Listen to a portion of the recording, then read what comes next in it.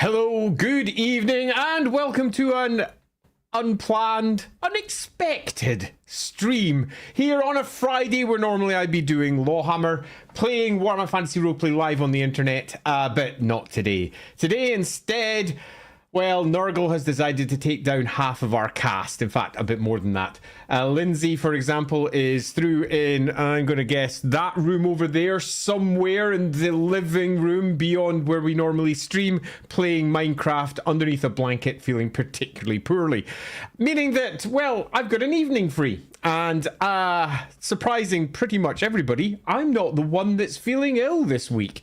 And that being the case, I figured, why not do a stream? So we posed this idea out to the patrons and over in Discord, and in the end landed upon, let's have a discussion about how we run the Enemy Within campaign. Now, if you don't know, my name's Andy Law. I was the producer for Warhammer Fantasy Roleplay when the Enemy Within campaign for the 4th edition of Warhammer Fantasy Roleplay was being planned. And I used to have weekly discussions with Graham about exactly how we were going to be building the new version. But on top of that, I have run the campaign end to end multiple times. I've also started it multiple times and not finished it. As a core component of that, because I need to keep these things interesting for myself, I've also run deep varieties of this campaign. Sometimes I've run it very low fantasy, very grim and gritty. Other times it's been sort of mid fantasy. Sometimes it's been super high fantasy, if you like such terms. Other times it was much more grubby and grounded and kind of realistic. Compare that to, for example, what we're doing with LAWhammer just now and the actual play version. In the actual play version, we've decided to do it completely different to how it's normally pitched, and we're running relatively high fantasy for all it looks like, especially at the beginning. It isn't necessarily going to go that way. It totally does. So, all of that being said, I have been playing this campaign or writing for it professionally or producing it or playing it online or doing something with it for decades. So I have quite a bit of experience on it. So if anyone has any questions they would like to ask about perhaps playing it for themselves, either for the first time or repitching it themselves, then tonight's the night to ask. As is always the case with any of my Q&As, if anyone does throw super chats or anything similar, I'll bring those up first. Unlike normal for our streams, I've also got a couple of questions that were pitched to me beforehand by patrons over on the patron side. So I'm going to bring up some of those as well, which I wouldn't normally be doing in my Ask Me Anything streams. So that should be quite fun. If you do have a question though, make sure if you're posting it in the comments, you mark it with a Q or at LAWhammer to make sure I don't miss it when we're scrolling through. If we do end up with a lot of super chats, I will, as I said, do those first, but that doesn't mean I won't jump back and hopefully pick up all the questions that I can before the stream comes to an end. So with all of that preamble done, I assume that you can all hear me because nobody has made a quick post saying, Andy, you sound like a robot, or we can't hear you, or something has gone wrong. That being the case, let's dive in. And I'm going to dive in with some of the pre-selected ones because we don't have too many, so it should be easy. Windturning Leaf asked, would you share some thoughts on how the encounters in the published books stack up against the strengths of PCs you would expect at that point in the campaign? Yeah, so this is a great question. This is a great question because there are some flaws with the current published version. Now, I'm not saying that in any controversial way. There's always flaws with any book that's published. We always do our best when we're trying to bring them to print. But the current version of the Enemy Within campaign, all completed, all good for Warhammer Fantasy Roleplay 4 if you want to go pick it up, has one major problem with its NPCs, and that is that they're all super weak. Super weak. And they appear to have been constructed stat-wise by people who don't really play the game.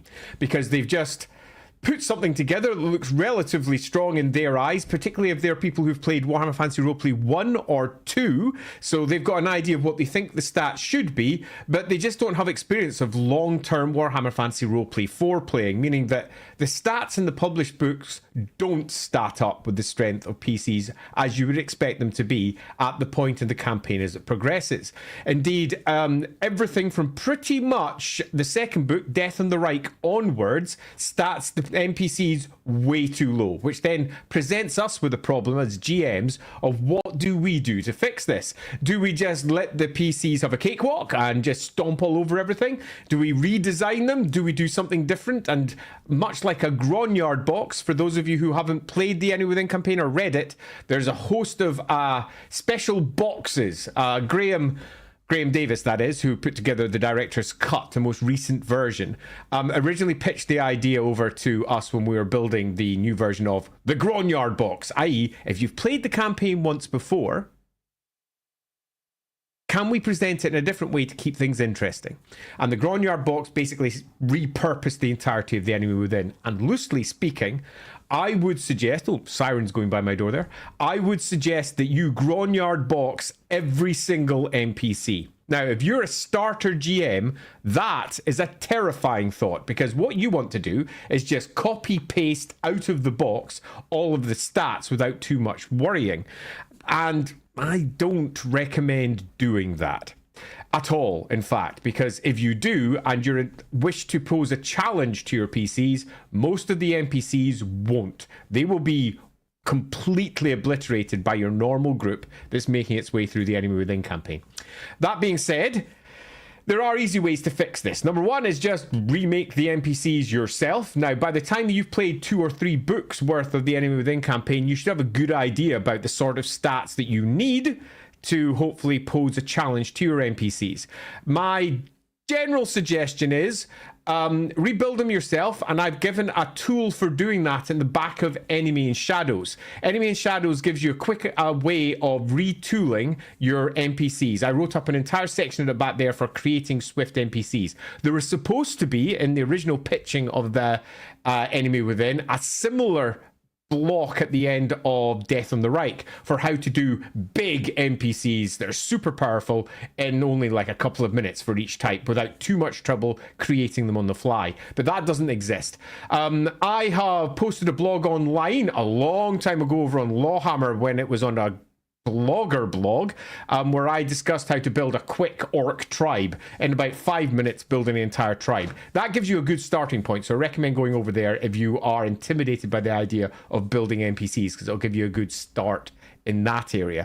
So what I'll do is, to help answer this one, is I'll take that old blog and I will paste it over into the Patreon blog. Now, if you're saying, oh, Patreon, does that mean I need to pay? No, our Patreon blog, we post pretty much everything for free. We do obviously have Patreon only things that are up there as well, like the GM blogs for our version of the Enemy Within campaign.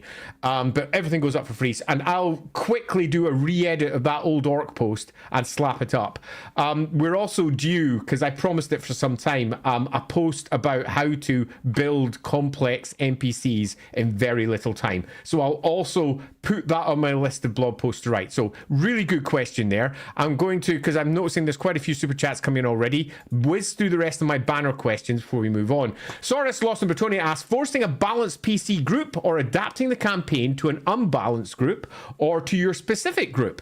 So this is an age-old problem for Warhammer Fantasy Roleplay, because the published adventures can't really be in any way balanced for your typical Warhammer Fantasy Roleplay group, because there's no such thing as a typical Warhammer Fantasy Roleplay group. Some groups might have just a selection of scholars and beggars and other really non-combat style characters, which means that we as writers need to look at what the Enemy Within presents, or we as GMs need to look at what they present and say, is there methods of negotiating our way through this without having to resort to combat? And the answer for Warhammer Fantasy Roleplay is almost always yes, we can do that, but equally, the text, as it's written by many writers, kind of assumes that combat is going to happen again and again and again.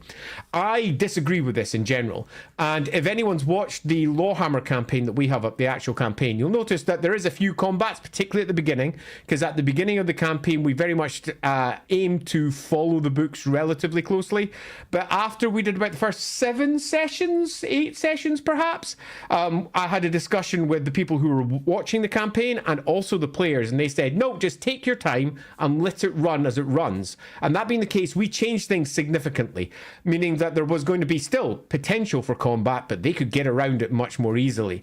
And I strongly recommend, loosely speaking, don't balance it for the PC group and don't worry about it, because Warhammer Fantasy Roleplay offers you a way out that no other game, oh, that's a lie, few other games offer, and that's the concept of fate points. So your PCs get themselves into a big fight that they can't handle, that's good, particularly if it's near the beginning of the campaign, because if they can't handle it and they have their asses handed to them, they learn very quickly that combat is dangerous and that perhaps they should think of a different way around it. And if they hit their second combat and the same thing happens again, they very quickly learn that perhaps they should be thinking outside of the box rather than just sitting within the box. And it allows you as a GM not to worry about balancing it, not to worry about balancing your NPCs to match the PCs. I've always kind of hated this for Warhammer. In Warhammer, our big characters, our big NPCs should be super dangerous and should be in a position where they will annihilate the PCs if they're foolish enough to tackle them, because the PCs are, in the Warhammer scale of things, tiny little minnows. Warhammer is a big game with some truly stupendous entities out there, and at the beginning of the campaign, the PCs, even if they have a ton of experience, are still relatively nobodies. That being the case, I'm happy to pitch NPCs in general as what they should be, rather than working well against the PCs. But you might have different views on that, and that's fine, but I generally don't balance them out at all. So I'm going to dive into a couple of super chats as I'm making my way down. One here from Mr. Vaughan, thank you. Evening, Cubicle 7 at Glorious Glacial Pace has been producing so many good Warhammer Fantasy Roleplay books. Excellent. Which are you most looking forward to? High Elf Hype. Oh, so I adore elves, and I adore all the species in Warhammer, let's be honest. But the elves have been long awaiting for some sort of official publication. Back when I was running the game, the intention was for the elf book to come out during the course of the second campaign, because we had plans for a campaign to follow up after the Enemy Within called Pass of the Old Ones. This was announced, ages ago back at Warhammer Fest, and Gav Thorpe and I were going to be writing that one. And we had all manner of cool, funky ideas, which involved elves in particular. So we were going to release a big book about elves. It was going to be about 256 pages, covering all four primary types of elves that the roleplay game was intended to pitch at. So that'd be your dark elves, your high elves, your wood elves, and the Aeonir elves from the Lorelon Forest. And that was the original plan. But obviously I moved out from that job. Other people took the game in a very different direction. But I am always looking forward to seeing how other people handle elves. If you know anything about the elves in LAWhammer, which is our actual play game, we've gone with our elves in a very different direction. And we have a whole host of special rules that are elf only, called paths, where they are following the footsteps of their gods and have a whole bunch of special rules that represent that. Super fun, but I'm sure that the Cubicle 7 books will go in a completely different direction to that, and that's good. I'd say elves always make me smile. Ricky Chapman, real quick, what do you think of the new Beastmen and High Elf characters that revealed last night? I actually did a quick post about this somewhere, I forget which social media outlet had it on, because the good old Seer Beastman figure, which is pretty freaking cool, really made me laugh for in-game reasons on the LAWhammer side, so I won't say anything more on that, just in case it's a spoiler for our game. But I think they're really cool. The High Elf in particular, I forget her name, the Lothern Seaguard special character, made me smile a lot, because it's based off of Mark Gibbons' original concept art all the way back from about 2005. So art that Mark was making 2 decades ago has inspired a special character that's being released pretty much today, and I just love that. I actually pinged over to Mark and went, hey Mark, look at this, and he'd already spotted it because he'd watched the stream live where it got announced, and he posted over on Facebook. I'm not on Facebook anymore because Facebook, so I missed his post about it. So I was chatting away with him. He's like, yeah, I know, dude. And I'm like, hey, really? But he squealed like a child when he saw the model that looked pretty much identical to his original concept art. So him getting models released on art that he did 20 years ago is, I think, brilliant. What do I think of them? I think they're marvelous. Okay, quickly running down there. Hippolyte 8. What's with Warhammer Fantasy Roleplay Melee being all basic skills, not advanced? Should putting XP into weapon melee skills improve grapple, barehanded fighting too? Okay, so I'm not quite sure if I'm going to answer this in a way that makes you happy. The concepts of the different skills were an adaptation of what came from Warhammer Fantasy Roleplay 1 and 2, where all of the various specialist weapon groups had different rules for how they handled. And in Warhammer Fantasy Roleplay 4, they're basically handled as a bunch of grouped skills. If you want to improve your general overall weapon skill, then you improve your weapon skill. But it's also worth noting that there's actually an artifact here of an earlier version of the rules. In the first version of the rules, there was no weapon skill stat. It just didn't exist in Warhammer Fantasy Roleplay 4's first pitch.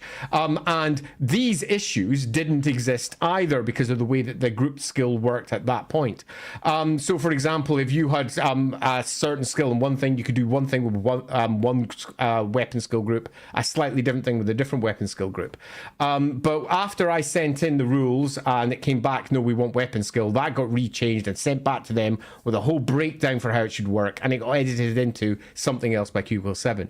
So the actual rules for the skills aren't quite what I would have wanted them to be. What we have is a hodgepodge mixture of different rule sets that got edited, and when I later took over to be producer, my intent was to fix all of that in the trappings book, because we had a book planned which was going to be all trappings, that would have given you lots of different types of equipment and would have covered all of the melee skills with a big long description for how you can handle them in different ways, largely for the GM to decide how best to reflect them. And yeah, I'm not entirely happy with where it lands either. Simon Parkinson, similar to point on NPC strength, does the enemy within lift the characters too quickly with too much XP for the timeline of the campaign? No. Not at all. Simon, I would argue that the enemy within does is it completely messes up the NPCs. The big mistake of people who've come from Fantasy Roleplay 1 and Fantasy Roleplay 2 as they move into Warhammer Fantasy Roleplay 4 is thinking that the stats that they're used to seeing as high in those earlier games are high. Warhammer Fantasy Roleplay 4 has a completely different scale, and this is something that Cubicle 7 put in place rather than myself, and I think was massively for the benefit of the game as a whole. I was having a conversation with Dom, if you know Dom over at Cubicle 7, about how to scale stats, because one of the core design goals of Warhammer Fantasy Roleplay 4th edition was to ensure that it could last for long-term campaigns. And we're talking campaigns that potentially last for years real time. Because Warhammer Fantasy Roleplay 1 and 2 and 3 couldn't cope with this. They all broke. Once you reached the point of having gone through 4 or 5 careers, you became more powerful than God. Your characters were extraordinarily powerful. And the intent of the stat balancing inside Warhammer Fantasy Roleplay 4 was to combat that. And the conversation that I had with them was basically, look, we've got a problem with stat balancing. The second we reach the higher stats on the 1 to 100 scale, we're going to start breaking numbers. It's going to be very difficult to stat NPCs. And I got a ping back from Dom. It was actually a phone call. And he said, why do we bother blocking the stats off at 100 or skills at 100? Surely it can go higher. And I went... And that completely reinvented how I designed those aspects of the game. Meaning that we didn't need to have the upper block or an upper minimum. And that is great. Unfortunately, the NPCs that are presented in the Enemy Within later seem to have not taken into account how Warhammer Fantasy Roleplay 4 works. And they're all super weak. So I would argue it's not that the PCs... are too strong, it's that the NPCs are way too weak, and I do mean way too weak. If you watch our LAWhammer stream, for example, we've been going for about a year and a half now, and my PCs, I don't know, it must be like 10k experience. That's a complete guess. I could go check it up because their card sheets are online. Indeed, they're online and anyone can see them if they want to do so. We made lots of tweaks to the rules and lots of changes because we streamlined the game to make it nice and simple, but it is nevertheless still at its heart Warhammer Fantasy Roleplay. So I'm going to pull out somebody's card sheet, just go grab that while I'm on the side. Card sheets. Here we go. And I will pull up, say, for example, Gerhardt. That's the one that's on the top of my list. He currently has 14,000 XP.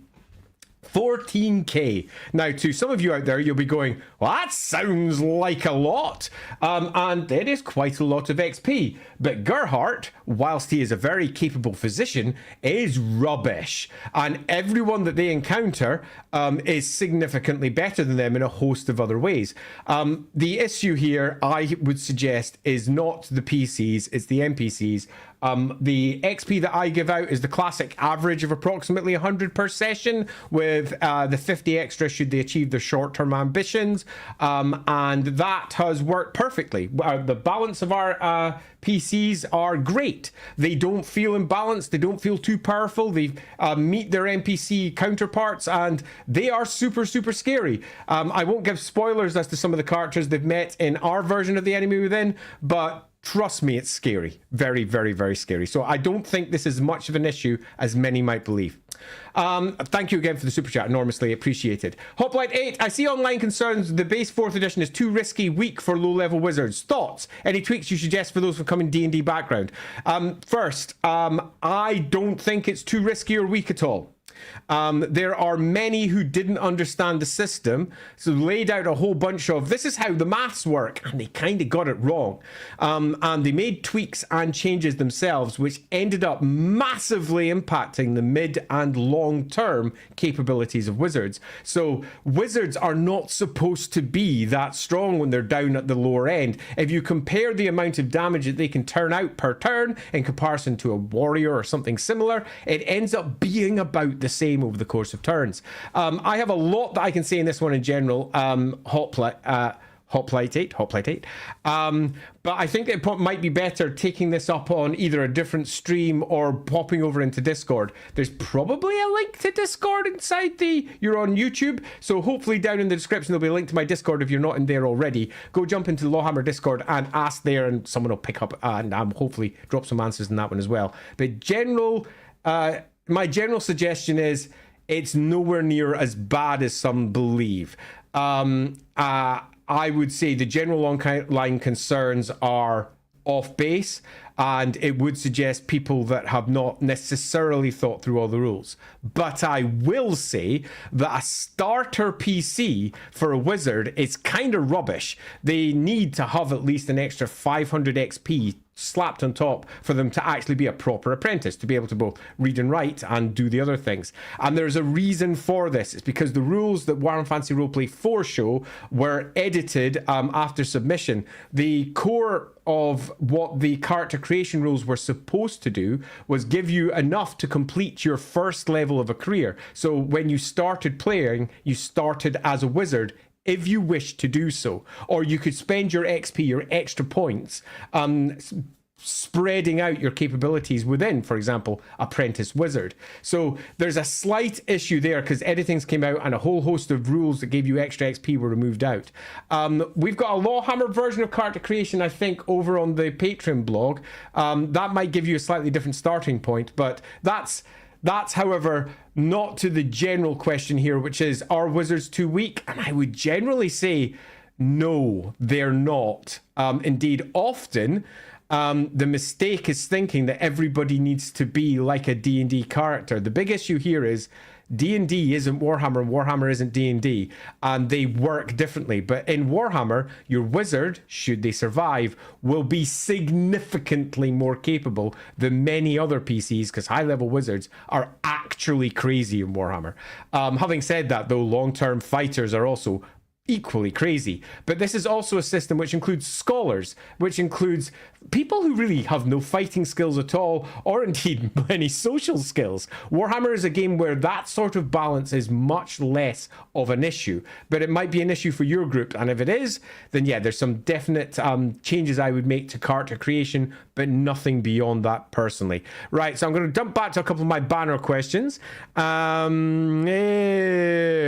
asks, if I make any changes to books 4 and 5? What would it be? Big question. Ooh, but pick one change per book. Okay, so this one's a toughie for me because I, with Graham, designed an entire storyline for the Horned Rat and for the Enemy Within's conclusion, Empire in Ruins, as we named it. And the plan that we put in place didn't happen. And the manuscript that Graham sent in changed significantly after it went into Cubicle 7 hands. I wasn't producer at this point. So really, the changes that I put in book 4 and 5 are all the things I would have done in the first place. I'm going to answer this generally because I also don't want to put spoilers in for LAWhammer because we're playing it slightly different than LAWhammer and we're playing it closer to what Graham and I were originally going to create. But for book 4, the first thing I would change is I would like to see an answer for the mistaken identity plot, which was originally going to be in that book. So why did mistaken identity, as in the very first part of the first campaign of the Enemy Within, happen, and how could we resolve that? I'd put that in book 4. And if I was to make one change in book 5, I would stress the word ruins. I want the Civil War to fucking burn it down with a stress on the burn. I want an empire in ruins. I want a proper civil war which really rises up tensions all over the place. So if I was going to do 2 changes, the first one would be, broadly speaking, a better resolution to the core plot points that the Enemy Within campaign was establishing at the beginning, so we got resolutions for those as we headed towards the end. And for book 5, I'd be looking for just a bigger explosion in terms of the overall civil war. Okay, Windturning Leaf, you have talked about parts of the published Enemy Within not being updated to modern Warhammer Fantasy. What are some of the high priority changes you would make when running the campaign? Okay, so this is a difficult one to answer in general, and I would broadly agree in this one. When Graham and I were writing the material for, say, for example, Enemy in Shadows and Death in the Reich and similar, the plan was that Graham did all of the old Warhammer version. It came over to me, and then I updated it to take into account everything that had happened since Warhammer 3rd edition, Fantasy Battle, up to Warhammer 8th edition had put into place, which is 8 full editions worth of Warhammer material. And also the stuff that had happened in Warhammer Fantasy Roleplay 2nd edition and 3rd edition in terms of the extra developments that happened to the Warhammer world as a whole. Now, for the first part, Enemy in Shadows, it didn't require that much of an update. The second part required a bit more, but by that time I'd left, so all the material that I was going to change kind of didn't happen. And then we move into Power Behind the Throne, none of it's in there, and obviously the Horned Rat and Empire in Ruins. Yeah, the original manuscript Graham wrote was based on old Warhammer, and it was going to be updated by me, but instead it got updated by other people and became a completely different story. That being the case, this question is actually much more of a, what's important to you? The books as they stand are fine enough if they suit you, and if you like them as they stand, play with that, because whenever you're playing your own version of the Enemy Within at home, it's always going to be your version of it. So I don't think, for my own games, I'll make loads of changes because they're my personal games and what works for LAWhammer, because I'm Andy Law and it's the LAWhammer version. But your hammer, say for example, the Wind-Turning Leaf hammer, what are the important things for you? That's much more important, but I suppose that's a cop-out answer. So if I was to make any major changes, what would I do? I would have much better resolutions in high priority changes. The construction of the Empire and how it's resolved, particularly through Empire in Ruins, that I would really completely redo. And I would, remap out all the Prime Estates. If you want to know more about the Prime Estates, go over to the Enemy in Shadows companion. There's a discussion about the Prime Estates in there. And I would rebuild all of that, because it wasn't built at all for the version that they presented. So that's the one that I'd launch onto. Saurus, Lost in Bretonia. Scalability during a campaign. How to introduce powerful NPCs to your newbie player without trashing the teams of the PC, or the reverse of this. I don't worry about it, and I know this is deeply controversial, particularly from people who play D&D, who have this expectation of, I'm at level 5, surely the things that I'm fighting are going to be capable of me taking out, because, hey, they've got a rating that allows me to build entire scenarios around making sure everything's equal. No, fuck that. If my players decide to go up against a troll and they're relatively new beginning players, then I kick them in and squash them. Without fear, without prejudice, I destroy them, and that's what they get for being foolish enough for going up against the troll. Equally though, they've got fate points, which means that they can run up to the troll, and at least in my version, in LAWhammer, we've combined the fate points and fortune points with, I can't remember what it's called anymore, resolve and resilience. We combined those all together into one meta stat pool, because I never have liked the multiple pools anyway. So that makes things easier, and they can just pull a crit if they wish to do so when they're going against something big, because they've got fate. Or they can call in the cavalry and actually get some outside help to take on something that's beyond them. Having said that though, the general implication here is that there's going to be a fight, because that's the implication of your question here. How do you stop them being thrashed? That fight might be, I suppose, social. That fight might be even, I don't know, spiritual or mystical or some equivalent. But again, I don't worry about this. And equally, if my PCs are better than what they're facing off against, I am not going to penalize them for making their characters good. If they are going up against people who are weak, then my PCs are stronger than the people who are weak. It's not, they have their own position, their own status, I suppose, within the greater hierarchy. I am not going to make my NPCs stronger just because my group happens to be strong. I would much prefer my group gains the advantages when they have the advantages, but equally, when they don't, they have to be much more careful. And again, that's a controversial way of handling it, but I have found that Warhammer Fantasy Roleplay works best when you're doing it that way. The players, if they're new to the system, learn quite quickly how it works, because they lose their fate points because they were foolish or they thought they could win or whatever else, and they start realizing death is coming soon, and they tend to be a little bit more cagey as they move into the later examples of how to do it. And again, check over in the LAWhammer and how their fate points have gone up and down and how the PCs have changed. We have had something like 10-15 episodes in a row without a single combat, not one, because the players have darted around, avoided them, ensured that they could tackle things in a different way, but they've had some super tense situations. Daniel says, do you think the campaign being a bit of a fixer-upper has been to its benefit or detriment over the years? I'm going to answer this in two different ways. It's generally believed that Warhammer Fantasy Roleplay's The Enemy Within campaign, for all is one of the most beloved campaigns, is a fixer-upper, and it's right, absolutely is. And it is for multiple reasons. It is because the first version was a very patchily written one, written by lots of different writers. It wasn't even originally intended to be the big campaign that eventually it became, and the various adventures were, let's just say, of varying quality, which meant that GMs, when they played them, sat down and went, I'm going to try and fix this up. And they then shared it, messaging groups to begin with, and then moving into online forums, and then just generally in social media. And that, if anything, continued to support Warhammer Fantasy Roleplay with all manner of new material getting published in terms of, here's my guide for how I think the Enemy Within should be played, meaning that there was a great wealth of fan material being created. And that is a massive benefit for the system as a whole, because it means you as a GM can encounter other GMs who are all like, this is how I fix this, this is how I fix this, and you can then pick and choose from all of that for your own version of how the Enemy Within plays out. Do I think it's been to its detriment? No, but I do think that the new version, still being a fixer-upper, is a crying shame. It shouldn't have been. The new version should have been, at its basis, solid from beginning to end. It starts at the beginning, and when we reach the end, all of the plot points that were raised are concluded, and we have a big satisfying sense of, oh, that worked well. But I think that the different writers, the different producers, because I started it and then a different producer did it with different goals, meant that it ended up being completely patchy and different, much like the first edition, but in different ways. And again, that's going to be, in the long term, probably to its benefit, because lots of people will come in with their own versions of how to fix it up. And indeed, the campaign itself does this with its Grognard boxes. The Grognard boxes make it very clear that you can pitch it and change it and redesign it in any way that suits you for your own version of how this campaign is going to be presented. And I think that's kind of great. Okay, last one of my pre-posed questions, and I'll dive back in over to the super chats and everything else, and then see if we can dive through the other questions too. Can you discuss how you create inspiring bad guys or flesh out existing ones? So I discussed this with Saurus a little bit directly over in Discord, because we've got a little private Discord for all of the My computer's falling apart in the background over there. We've got a private Discord where we have chats with patrons and do various things. And I wasn't quite sure what he was asking for.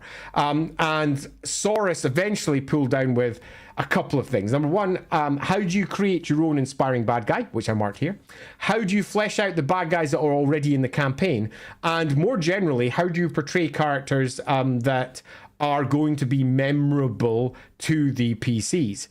And there's a lot of potential answers here. In fact, this question alone, Saurus, not that I'm going to swear at you, but is enough for an entire stream by itself, because there is so much we could discuss here. I'm going to pull out one example from my ongoing campaign. And for those of you who've watched it, you'll understand immediately what I'm talking about. For those of you who hadn't, hopefully the general answer will still suffice. But inside my ongoing campaign, there's a character by the name of Zendikar Trott. Now, if you have got all of the War and Fantasy Roleplay books already, you'll maybe know Zendikar Trott, because he is the Duke of Tame, which is one of the Prime States of Reichland. He's mentioned in some of the Ubersreich Chronicle books. He's originally a campaign from character, pardon me, from my old version of the Enemy campaign from about 20 years ago on one of my pitches for resolving all the stories in that in a slightly different way. And he was added specifically into the Ubersreich's adventures for use later in The Enemy Within. And he is an unrepentant bad guy. I mean, he's not a bad guy. He's a great guy. He is very much how you describe bad guy here. He's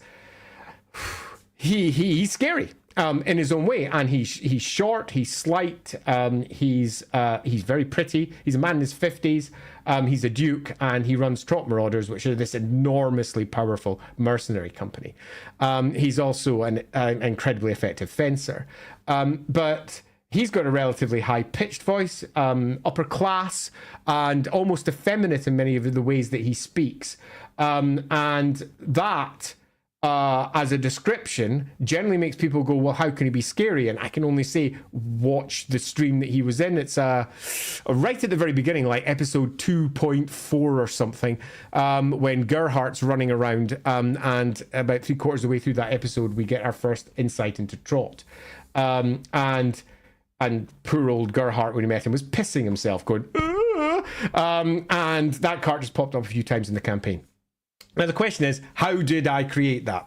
A few things. Number one, the character's got to have strong motivations for what they're doing. They've got to be real. They're not just, mustache twirling bad guys. There has to be strong reasons for doing what they're doing, which means you as a GM needs to figure out who these people are. Now, some bad guys, particularly in Warhammer, if they're perverted by Dar or somehow being corrupted, can be mustache twirling bad guys in whatever way you want, particularly if you go with the older view of chaos. I was often presented in some of the earliest novels or the old Realms of Chaos books, and a lot of the writing from Mike Brunton in particular, where chaos often eroded at and wiped out the personality of those who had been lost, the slaves to the damned, so to speak. Later versions of Warhammer very much erode that and make it much less of a thing. That tends to be something that happens if you are falling towards Spawn, for example, but most of their chaos characters have a very strong grasp of character and remember where they came from.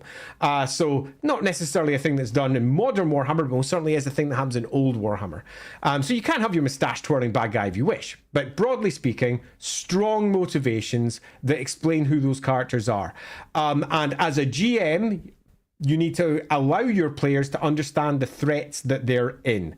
And that can be done in a variety of ways, but generally speaking, that's going to be just down to what that PC wants, and then watching how that NPC can deconstruct it with ease, and how that PC is powerless to stop it.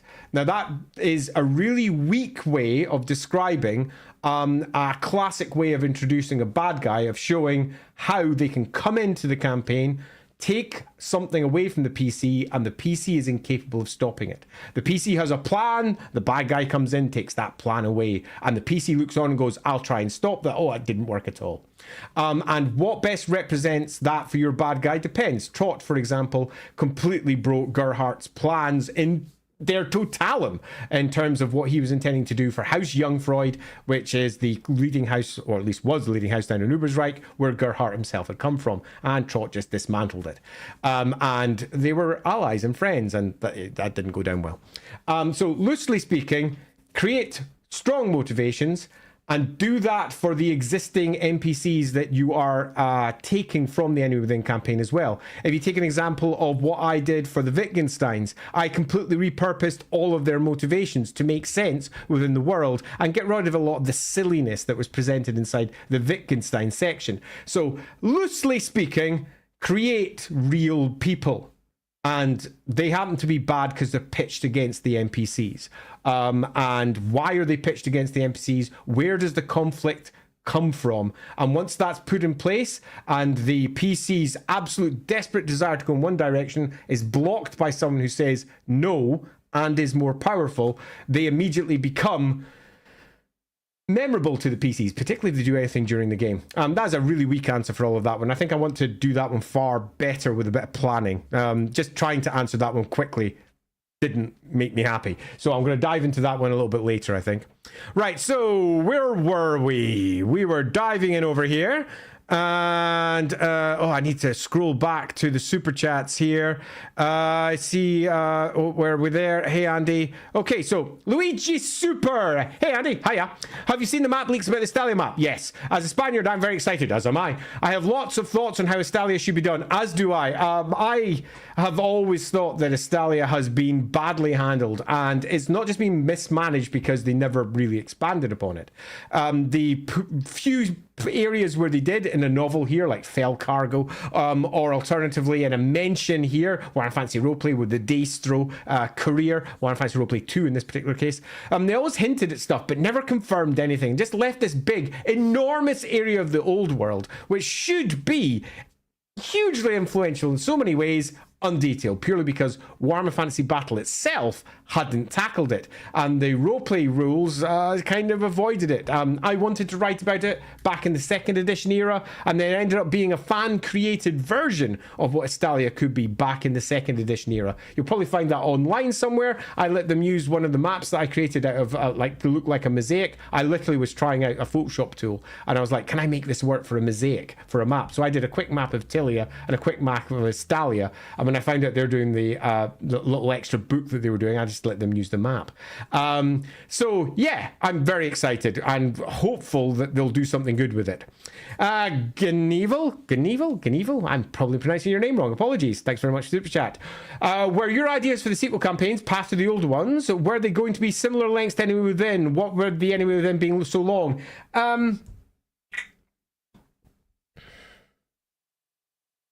I'm pausing on that one because, so the books for Past of the Old Ones are going to be 3 books. The first book was going to take people from the Empire into Marienburg and then over to Albion, and would be concluded in Albion. The second book was going to take you over to Altdorf and then over to Nagaroth, would have been completed in Nagaroth. And the last book would have gone from Nagaroth down into basically Lizardman Central, and would have been completed in Lizardman Central.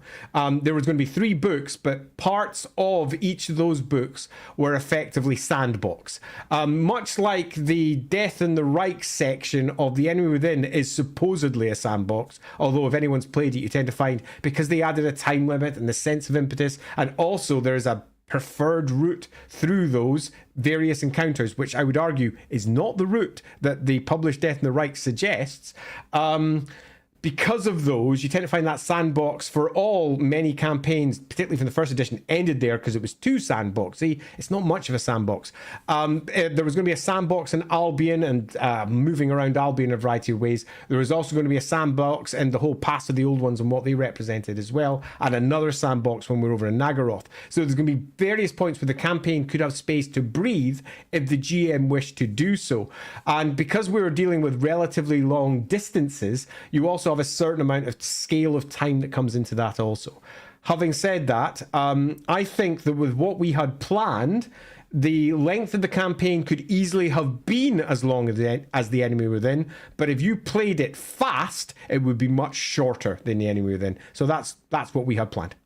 Moving down, Charcoal Briquette. I have a bright wizard in my party, so do I, who has flirted with the Cabal. Well, mine has not, and is enticed by the power potentially on offer. Any ideas to draw him in during the enemy within? So the Cabal is, if you don't know already out there, the Cabal is effectively a Tzeentch cult that is led by Egrin von Horseman, who used to be the Patriarch of the Light College, indeed the Supreme Patriarch of the 8 Colleges of Magic in some versions of the background.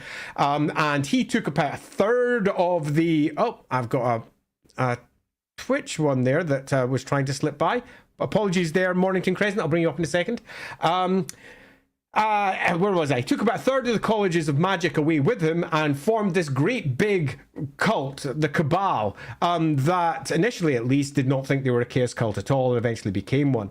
My general suggestion to you would be the same loose suggestion that we've done over in LAWhammer. And that is, I would suggest to you that you need to give a strong motivation for why wizards would join the Cabal. And the second you have that, then that will, one presumes, entice any wizard PC you have.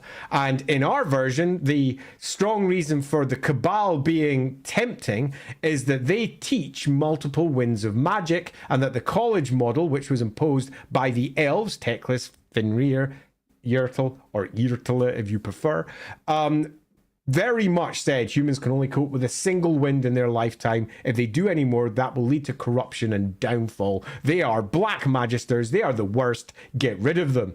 And that dichotomy, because most wizards, when they come to the college for the first time, have been channeling something that isn't one of the 8 winds, like an amalgam of different stuff, or perhaps a different wind to the wind that they actually come in with.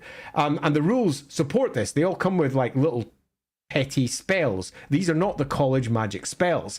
And these petty magic spells live with them. They can always do a bit more magic than just the college itself.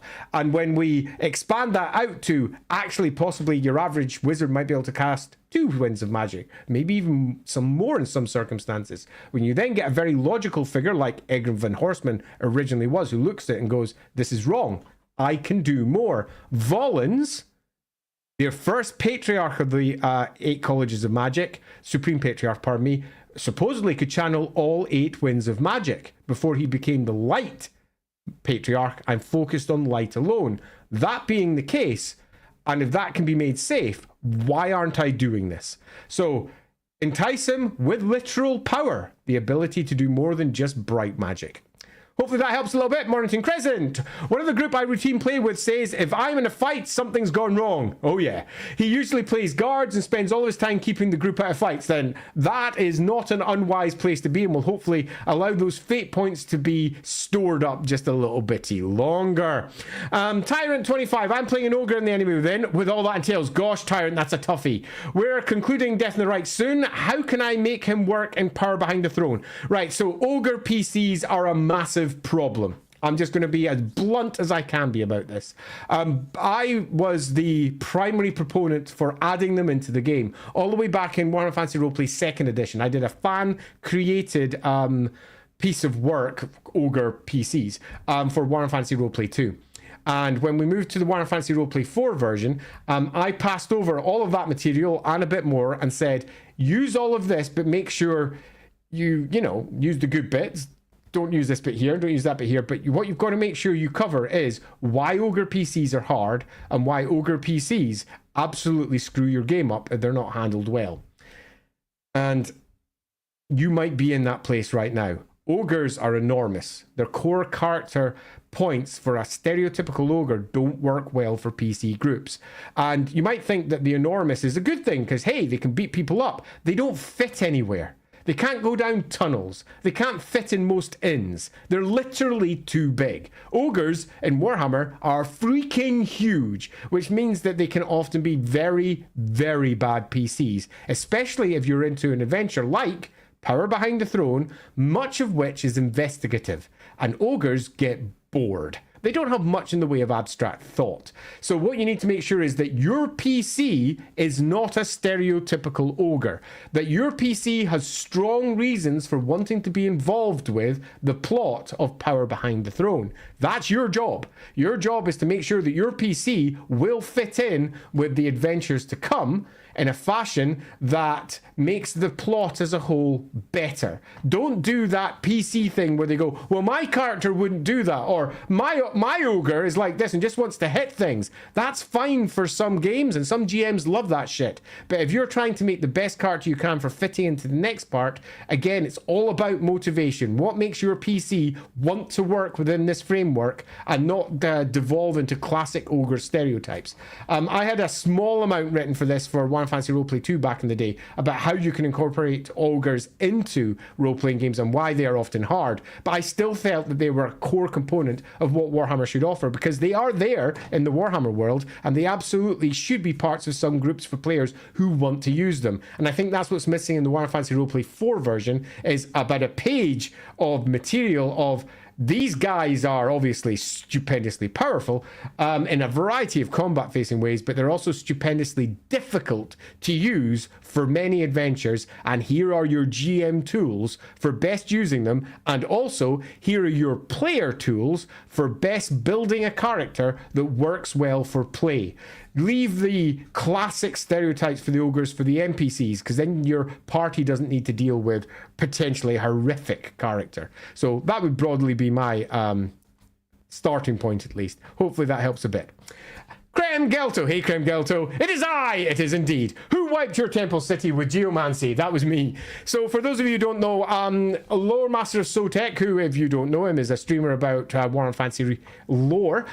He and I do streams every single week about different aspects of Warhammer Fantasy lore.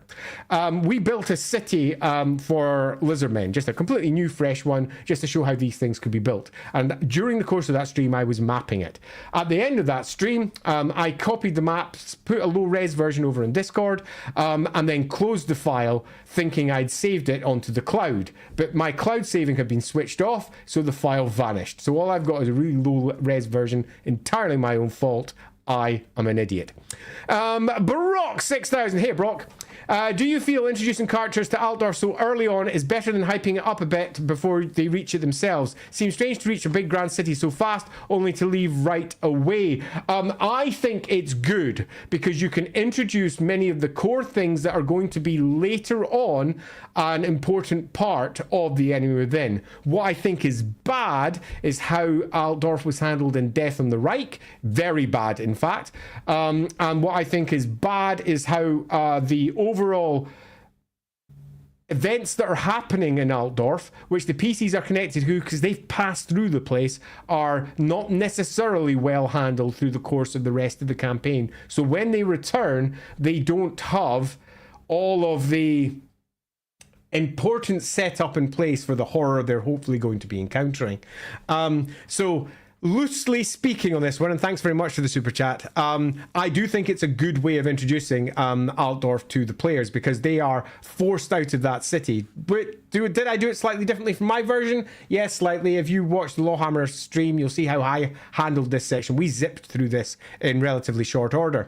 But we also spent a whole special 6 episodes in Altdorf alone, with each one of the PCs having an individual story in Altdorf so that they could get to grips with their backstory and be introduced to some of the core characters who were going to be coming up later on in the campaign. So this speaks to a bigger issue that I generally have with most people doing the Enemy Within campaign, and it's not their fault. It's purely because it's written rather poorly as an overall campaign, and that's that there isn't enough planning for what the campaign is going to do. And if you don't have the whole campaign planned out right to the very end, you can't be certain what you want to introduce early, and that, I think, is the real issue here. Altdorf is misused because the Empire and Ruins section wasn't written when we were finishing off the Enemy in Shadows right at the very beginning.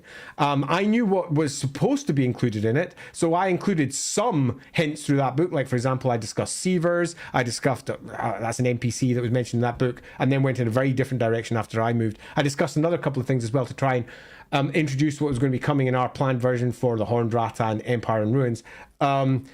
But that sort of didn't happen. So that being the case, campaign plan and anything that you intend to use at the end, you can introduce those core components as they pass through Altdorf at speed, and then they can hear from a distance how those plots are developing. So I don't think it's a bad idea at all, Brock. Indeed, I think it's a better way of dealing with it, but I do think they need to go to Altdorf at least one more time afterwards so they can see the changes. It's important that the big bad that's in Altdorf has impacted the PCs right from the beginning, because it does. The big bad of the entire campaign is introduced in what is, in my case, session 2. The feel of Altdorf has twisted and changed, and that's written into Enemy in Shadows, pardon me, right at the very beginning, because the place is weird, and that should have been reinforced in later components of the campaign and didn't really quite get the reinforcement that it needed. Well, at least as far as I'm concerned. Is Canadan? I'm posting something out there. I'm only saying that because that's one of my players. I'd completely missed him if he did. I'm just noticing that somebody was atting at him. Anyway, let's move on. Oh, there he is. Just probably going to say, dead between vomiting. Have a good solo stream, Andy. Hey, Dan. Apologies you weren't here. Apologies. Get well soon. That's what I should be saying. Oh, man. Right, moving down. If you yourself were a player in your campaign, what type of PC are you attracted to, and which of the players would you want to be in your... right, so... hey, Watchdog, we're going to be hitting on one of my problems with being a player. I've played in lots of games, but I am really... I like playing lots of characters. I find it very difficult sitting inside one character for any length of time. And it's not that I don't necessarily have the patience, it's that I want to be telling more stories. And that single story that I'm confronted with is often not enough for me. I much prefer being a GM, doing the plots for a cast of characters, hundreds of them, all with their own motivations, intermixing with each other. But if I were playing, ultimately I would want to play something unique. As I've discussed before in other streams about the Enemy Within, one of the core differences with our version in LAWhammer was that we made the Enemy Within campaign that we're presenting, the story of that is the story of our players. Now, you might go, well, that's what it is, isn't it? Your players get involved with it and it becomes their story. No. I mean, all of the events of the Enemy Within campaign are the events that matter to the players before the campaign even begins. For example, one of our characters is from House Jungfreud, and if you know anything about the build-up towards the Enemy Within, the seizure of Ubersreich and the Emperor doing so and why he did so is a core component of setting up the first point of the Enemy Within campaign as it was supposed to be as we were first organizing it. So House Jungfreud is in my PC group. The concept of what's happening up in Middenheim and the Skaven, for example, is covered by one of our characters called Birdie, which, if you know anything about that character, come within an episode or two, you very quickly learn that she has a very interesting background tied into the Horned Rat directly. So each one of the characters in our group is tied directly to the story of the Enemy Within. And if I was building a PC, I would want to build a character that matches. And we have a hole in the group at the moment, because originally when we first were putting it together, we had a dwarf PC in the group, which was there. She was from Skog or Skage, depending on your individual pronunciations, which is a core component of the Horned Rat, and I would have a dwarf character from Skog, so that the entire unfolding plot that's happening there would be a personal tale for me, and I would want to reinforce that. Plus, there's no dwarf in the party as it currently stands. So yeah, that's what I do. That'd be super fun. Hey there, General Caster. Considering how much of a thing the Sigmarite Ulric and Spat is in parts 4 and 5, how should I handle it considering none of my players are not only Sigmarites or Ulricans, they're not even from the Empire? Musolani Knight, Stalian Lady Fencer, Dark Elf Lawyer, Dwarf Engineer Marienberger Vampire. Holy shitballs. That's one hell of a party. Okay, so this is actually what I was just discussing. When we decided to do the Enemy Within campaign on our side, I hard coded this into the PCs. One of my PCs is a priest of Sigmar. Another one of my PCs comes from Middenheim, and she's very much Ulric focused. And that was important, super important, in fact, to tell the tale, because you're correct. If you're pitching this entire breakdown for your PCs to be, I mean, the whole Sigmarite Ulrican thing is a core component of the campaign. It's meant to be from the very beginning all the way through, but it sadly doesn't quite land because it wasn't put...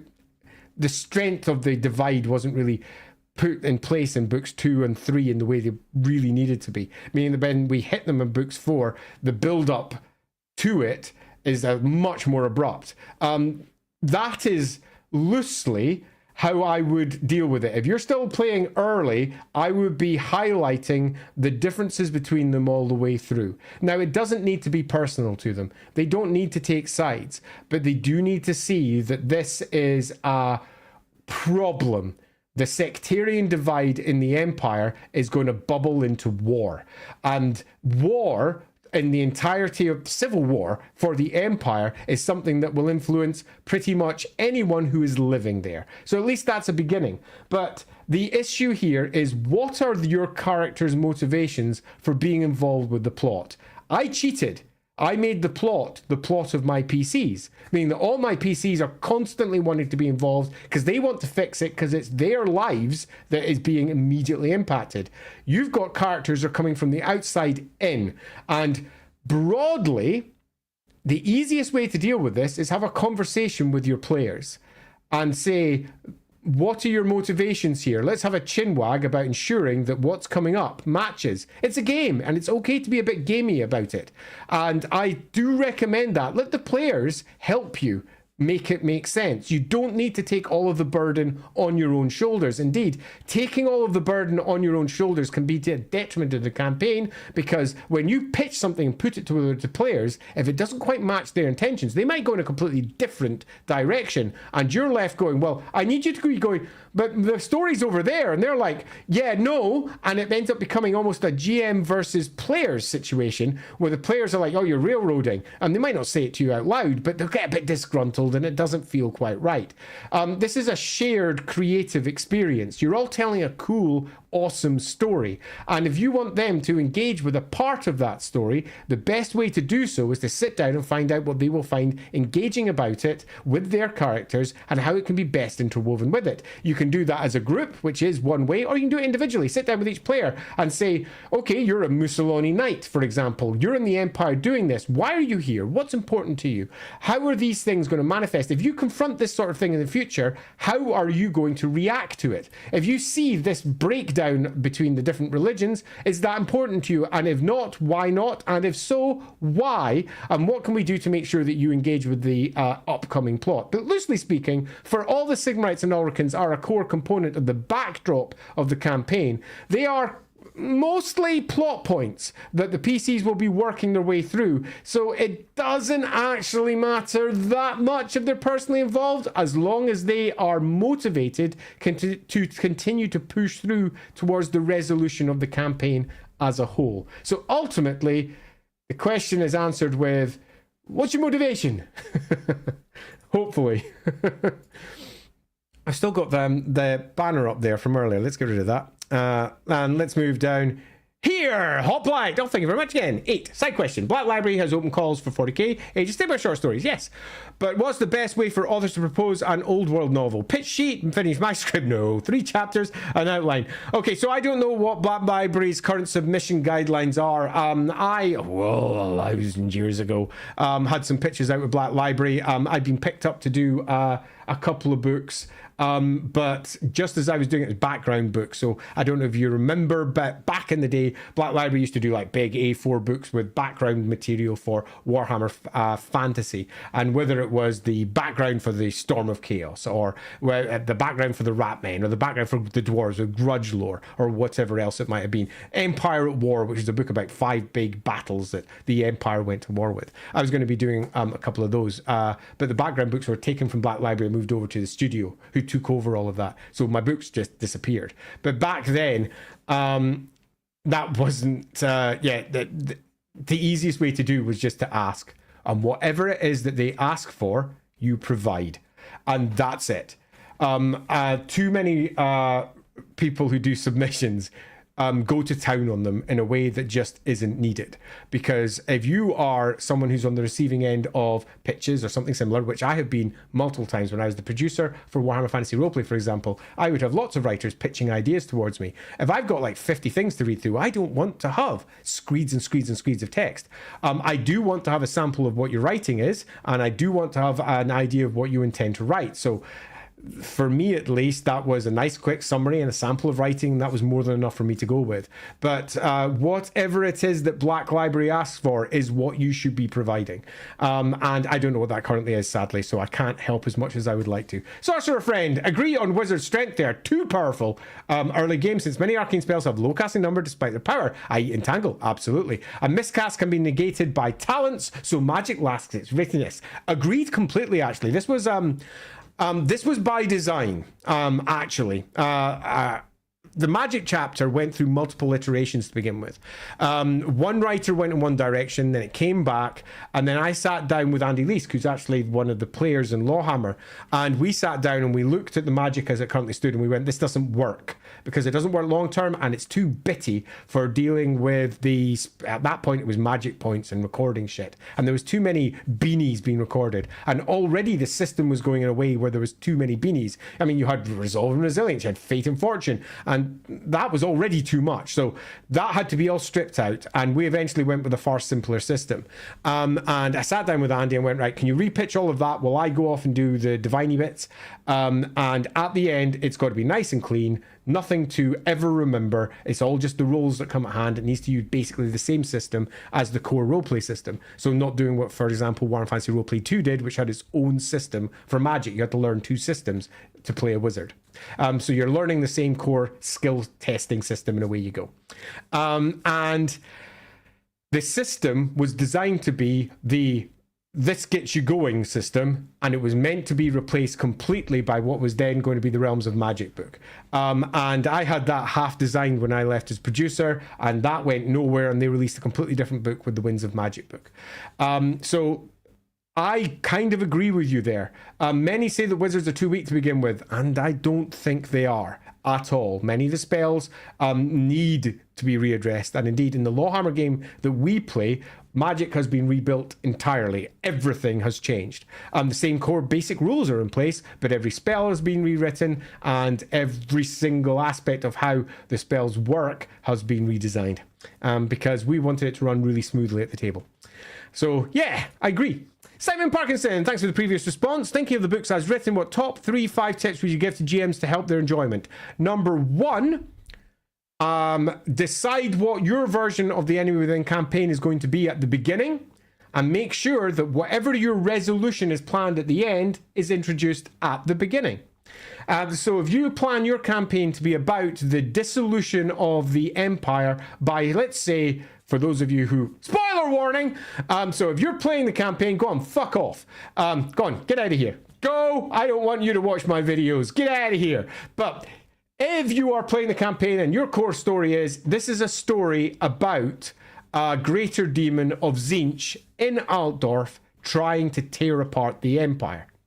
That should be introduced at the beginning, which is why it's important, as I said earlier, that the players move through Altdorf where the greater demon is, and it should be resolved at the end with lots of plot beats making sense towards that as they move through Death in the Reich up to what's happening in Power Behind the Throne, where it should directly be the manipulation of that demon, over towards the Horned Rat, which should be equally tied to it, which it bloody isn't, and then through to Empire in Ruins, where it is resolved. So my first one would be, decide what your story is. Decide what the Skaven involvement is. Decide what all of the plot is going to be, and then run with that. But be aware, players often go in very different directions.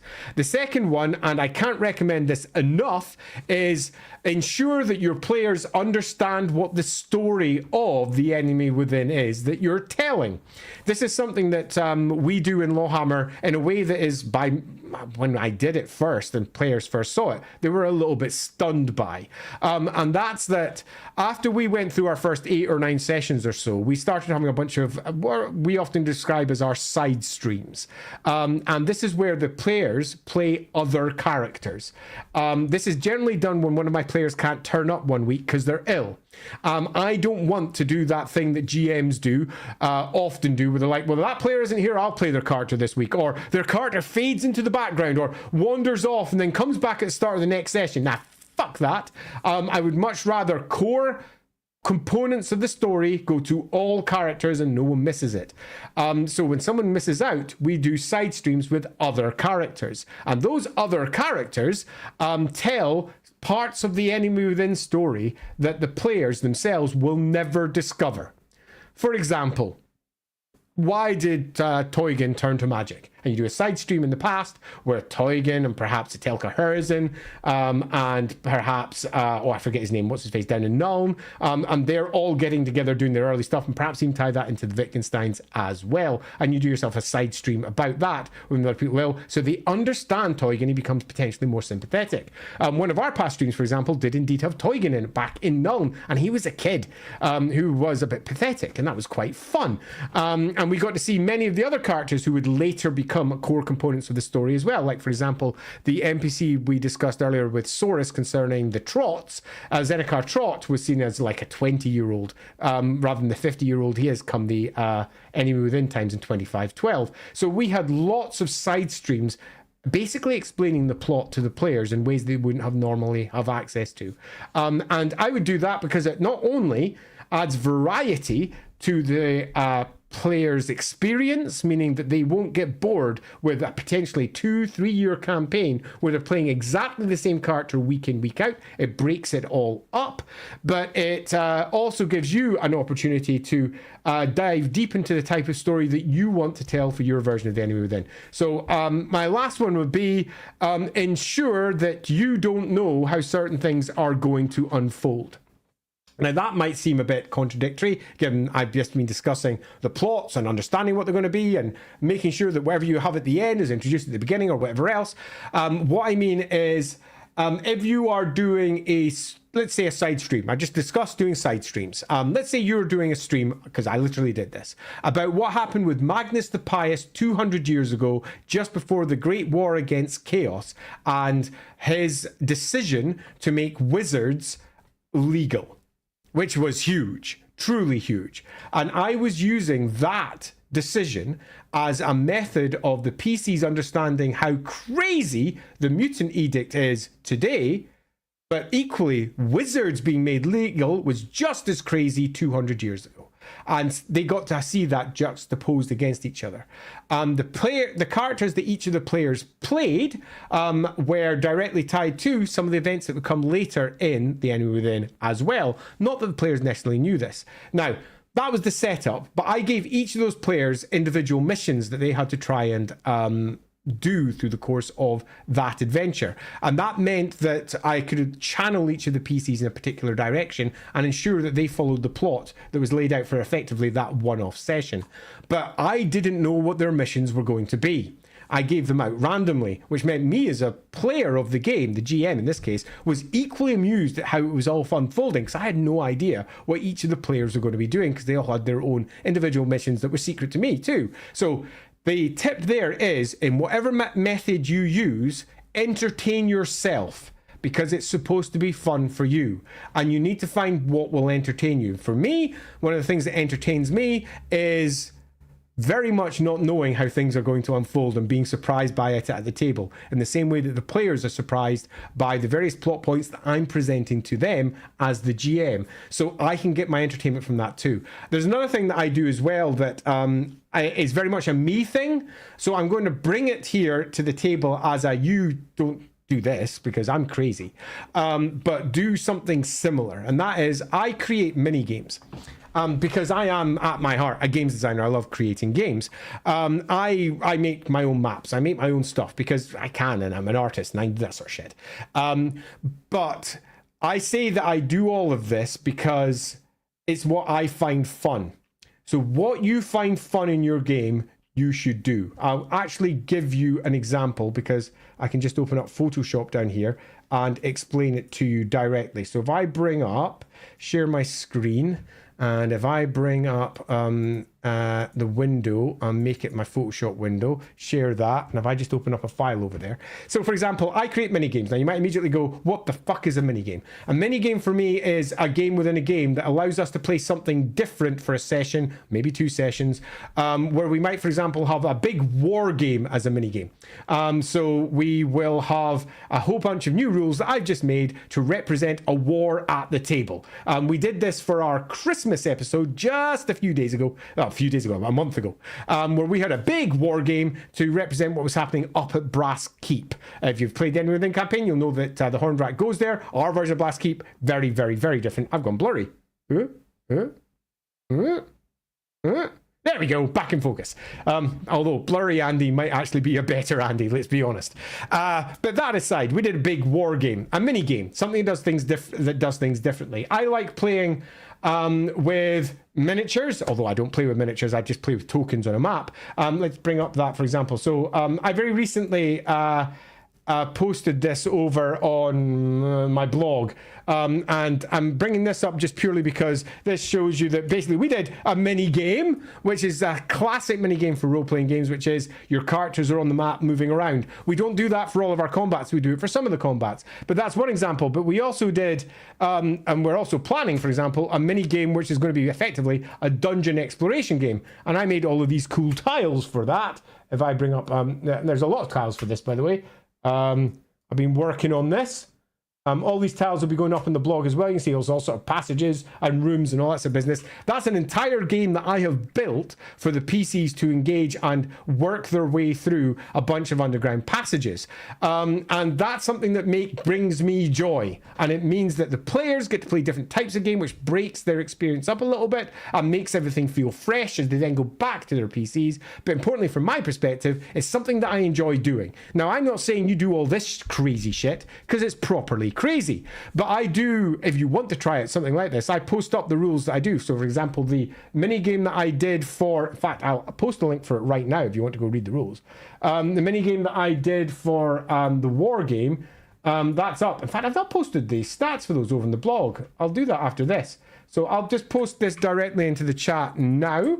So if you've never seen any of our mini games, that's just the rules that we use for our mini game. It won't obviously have the map or anything similar.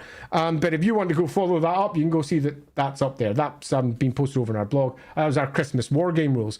But the reason I bring all of that up is because I enjoy making games. So I do that as a part of my GMing. Whatever it is that you enjoy doing, you should do. And if you don't know what that is yet, because this is your first major campaign, just play the campaign and find out the things that you like doing and speak with other GMs about the things that they do. And slowly but surely, you'll have things that you'll hear someone who's done something and you're like, oh, I want to try that. You'll try it, you'll really enjoy it, and you want to try something else. So yeah, that would be my third one. That was a long, convoluted answer there. Right, so where were we as I scroll back up, because I've lost track because I was posting stuff there. Here we go. Simon Parkinson, there you are. Moving down. Yuckster! Hi again, Hanny. Hi there, Yuckster. Listen to the GM stream from Lordbeards. Excellent. But what is your best advice for GMing Enemy Within for players brand new to Warhammer? Yeah. So the first part of the Enemy Within campaign is designed for beginners. The stats that we presented inside Enemies and Enemy Shadows are for beginner PCs to deal with, and they're rubbish. All of the NPCs are pretty crap. And at the back of the book, there's a nice description for quickly building up your own NPCs if you wish to do so. Death on the Reich, as I said, was going to have a bit about building more experienced NPCs. But loosely, the GMing for the first part, I would just generally say, get stuck in and stick to the book. The first part is quite railroady. It's quite easy to engage with as both a player and as a GM. And Shadows over Bergenhafen, for all it's a bit sprawling and doesn't always land with some players, is still a pretty easy step-by-step adventure. My general advice when playing those ones is simply read it, then play it, and try to enjoy it as it is. And this is the worst advice known to man, because it doesn't give you anything specific, and people always provide a whole host of specific pieces of advice for this. But I think the most important one for newbies is enjoy it. Sit down and play and have fun, and work your way through and find what you find having fun. Some players really enjoy playing combat, and if that's the case, the Enemy Within provides loads of examples of that.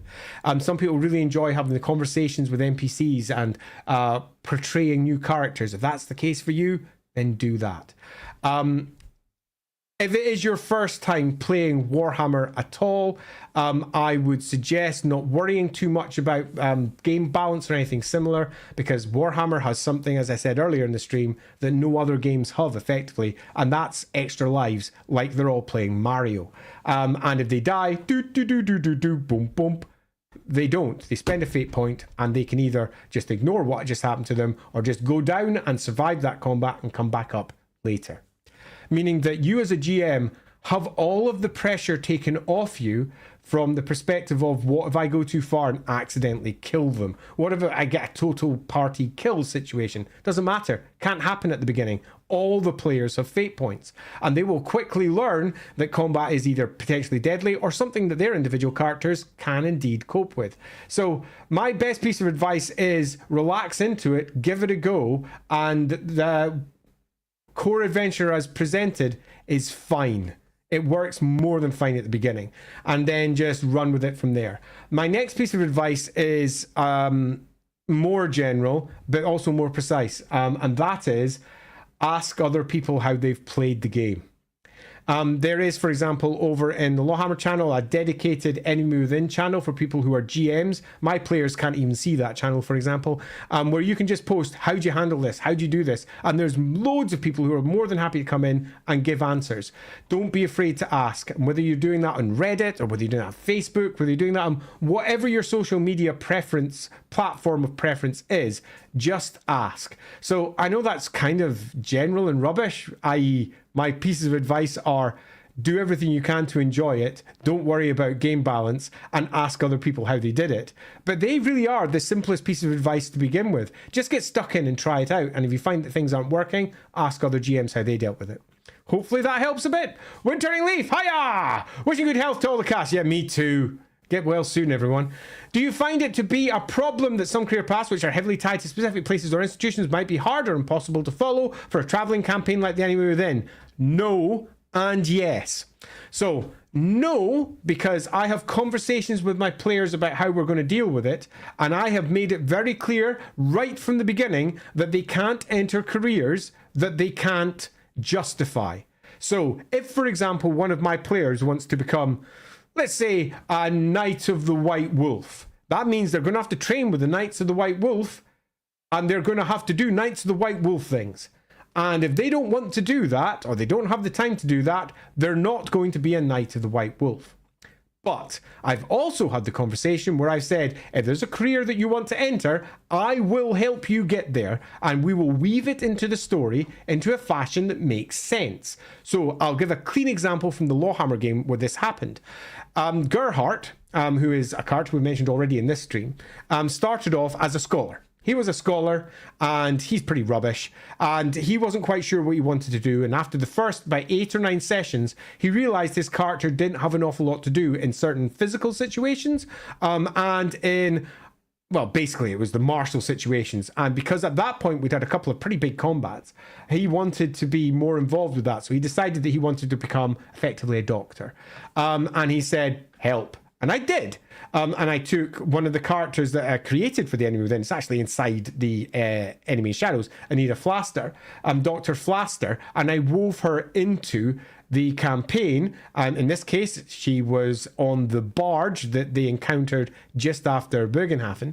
And she took him under her wing, taught him everything he needed to know, and then he went through a whole host of loops and attempts to try and justify her teaching him. There was a whole story with it that eventually led to Altdorf, and him attempting to transfer his credits from one thing into another thing. There's a whole host of stuff with him attempting to become a doctor. But I made it part of the story, and that is what I suggest. If they are involved with a specific institution or place or something similar, you make it a part of the story, and if it can't be done, then should they really be in that career in the first place? Is that a part of the adventure that's coming? But really, you need to have that conversation at the beginning. Say, for example, one of your players is playing an apprentice wizard. Where's their master? why aren't they with them? You need to justify what's going on with that character. And if that's the character they're playing, you've got to then have a conversation with that player saying, what are you going to do to attempt to graduate? How are we going to do that graduation? How are we going to organize you learning more spells? How are we going to make this work within the framework of the adventure that's going to come? And again, can give you a clean example of that. Elric, who is a bright wizard in our campaign, he starts off as an apprentice wizard, and by the end of episode 2, into episode 3, he's already graduated as they pass through Altdorf and he went to the Bright College. There's a side stream where he goes to the Bright College and he goes through the process of becoming a full wizard. And that's covered inside the stream as he earns the last keys of mystery to become a bright wizard within the Colleges of Magic. And then he moved out fast because he did not want to be in that college for a host of reasons.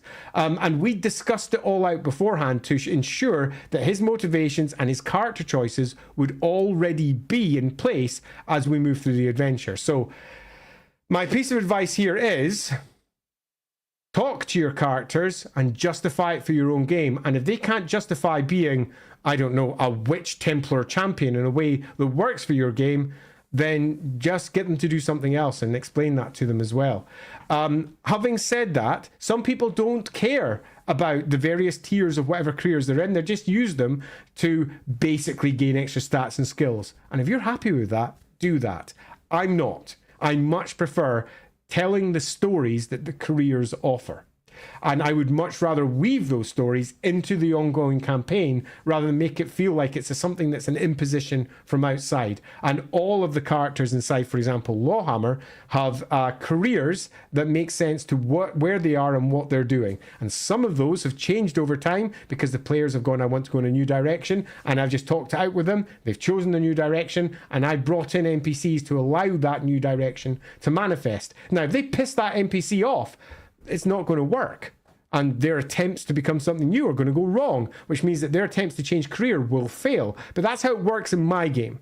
In your game, you much prefer that it all succeeds. You might just want to just bring in NPCs to make it work. You might need to, for example, have an entire knightly order arrive in a particular area to help the PC move on to the next stage of their career after they've done something particularly impressive. The knight, for example, becomes a knight of the inner circle, is inducted into the order pisses off somewhere else, and your knight character is then free to continue adventuring. But weave it into your stories. And sometimes, as I said much earlier in the stream, that involves discussing it with your players. It's a shared endeavor. Work with them rather than against them.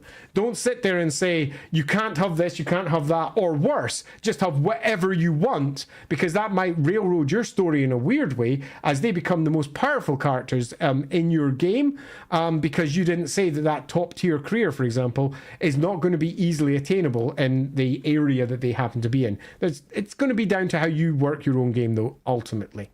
Okay, moving down Agar. The players in my game still behave that only having 20 raises and attribute skills enough. They're wrong. Taking inspiration from your side episodes, I'm doing Oops All Slayers one shot, all with 50k with fate point rewards. So Agar, this is a good idea. One of the best ways of showing how weak a PC is to let them play a PC that isn't weak, which is one of the things that we do sometimes with our side streams.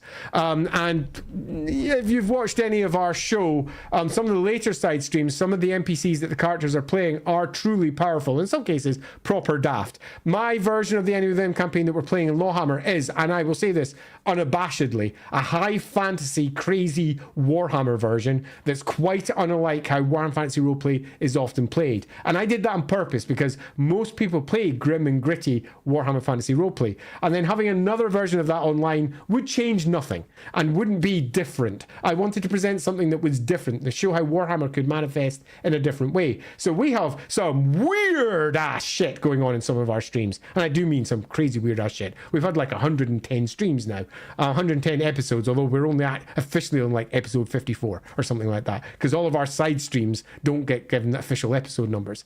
But yes, this is a good idea. Let the players see what high stats do and let them face off against higher stats, and quickly they'll realize that 20 points of an attribute or a skill won't be enough to handle some of the NPCs that they're going up against, and they'll realize that they'll perhaps need a little bit more focus there. But 20 raises in an attribute and skill is a lot. Let's not diminish that here. If you start off at 40 though, 20 plus an extra 20 on skill, that means you're still at about 80% as an overall. Yeah, that's enough for a pass in most situations, but if you're comparing success levels, or what we just call successes, they are still called success levels, don't they? Gosh, I can't remember what me and Dom landed on. Yes, it was success levels. If you're comparing success levels, because when I first wrote it, it was DOS, Degree of Success, exactly the same version as we had in Warhammer Fantasy Roleplay 2nd edition in terms of the name. Pardon me, I need a quick drink. What am I drinking? Pull something out of my fridge. I'm drinking Lucozade. Sugar-free Lucozade, though. I am diabetic. So, pardon me. Yeah. Let them see. Now, sometimes that will be beating... I'm getting really out of focus today. My camera's going crap. Sometimes that will be letting the players realize it by literally beating them in a combat or something similar. Sometimes it'll be letting them see by letting them have their hands on a character that is much more capable than theirs. It's up to you how you deal with it, but yes, not a bad idea at all. Okay, so moving down. Oh, there's me posting my bits. Here we go. Excellent. Question on Kemperbad. Yes, it's underrepresented. Oh, God, yes. And the list of dwarven built. Surely there are dwarven communities under the city. How would you flesh this out? Right, so... Hey, Bren, GM, I agree. Bren, in fact, I'm going to go further, Bren. This is something that actually disappoints me.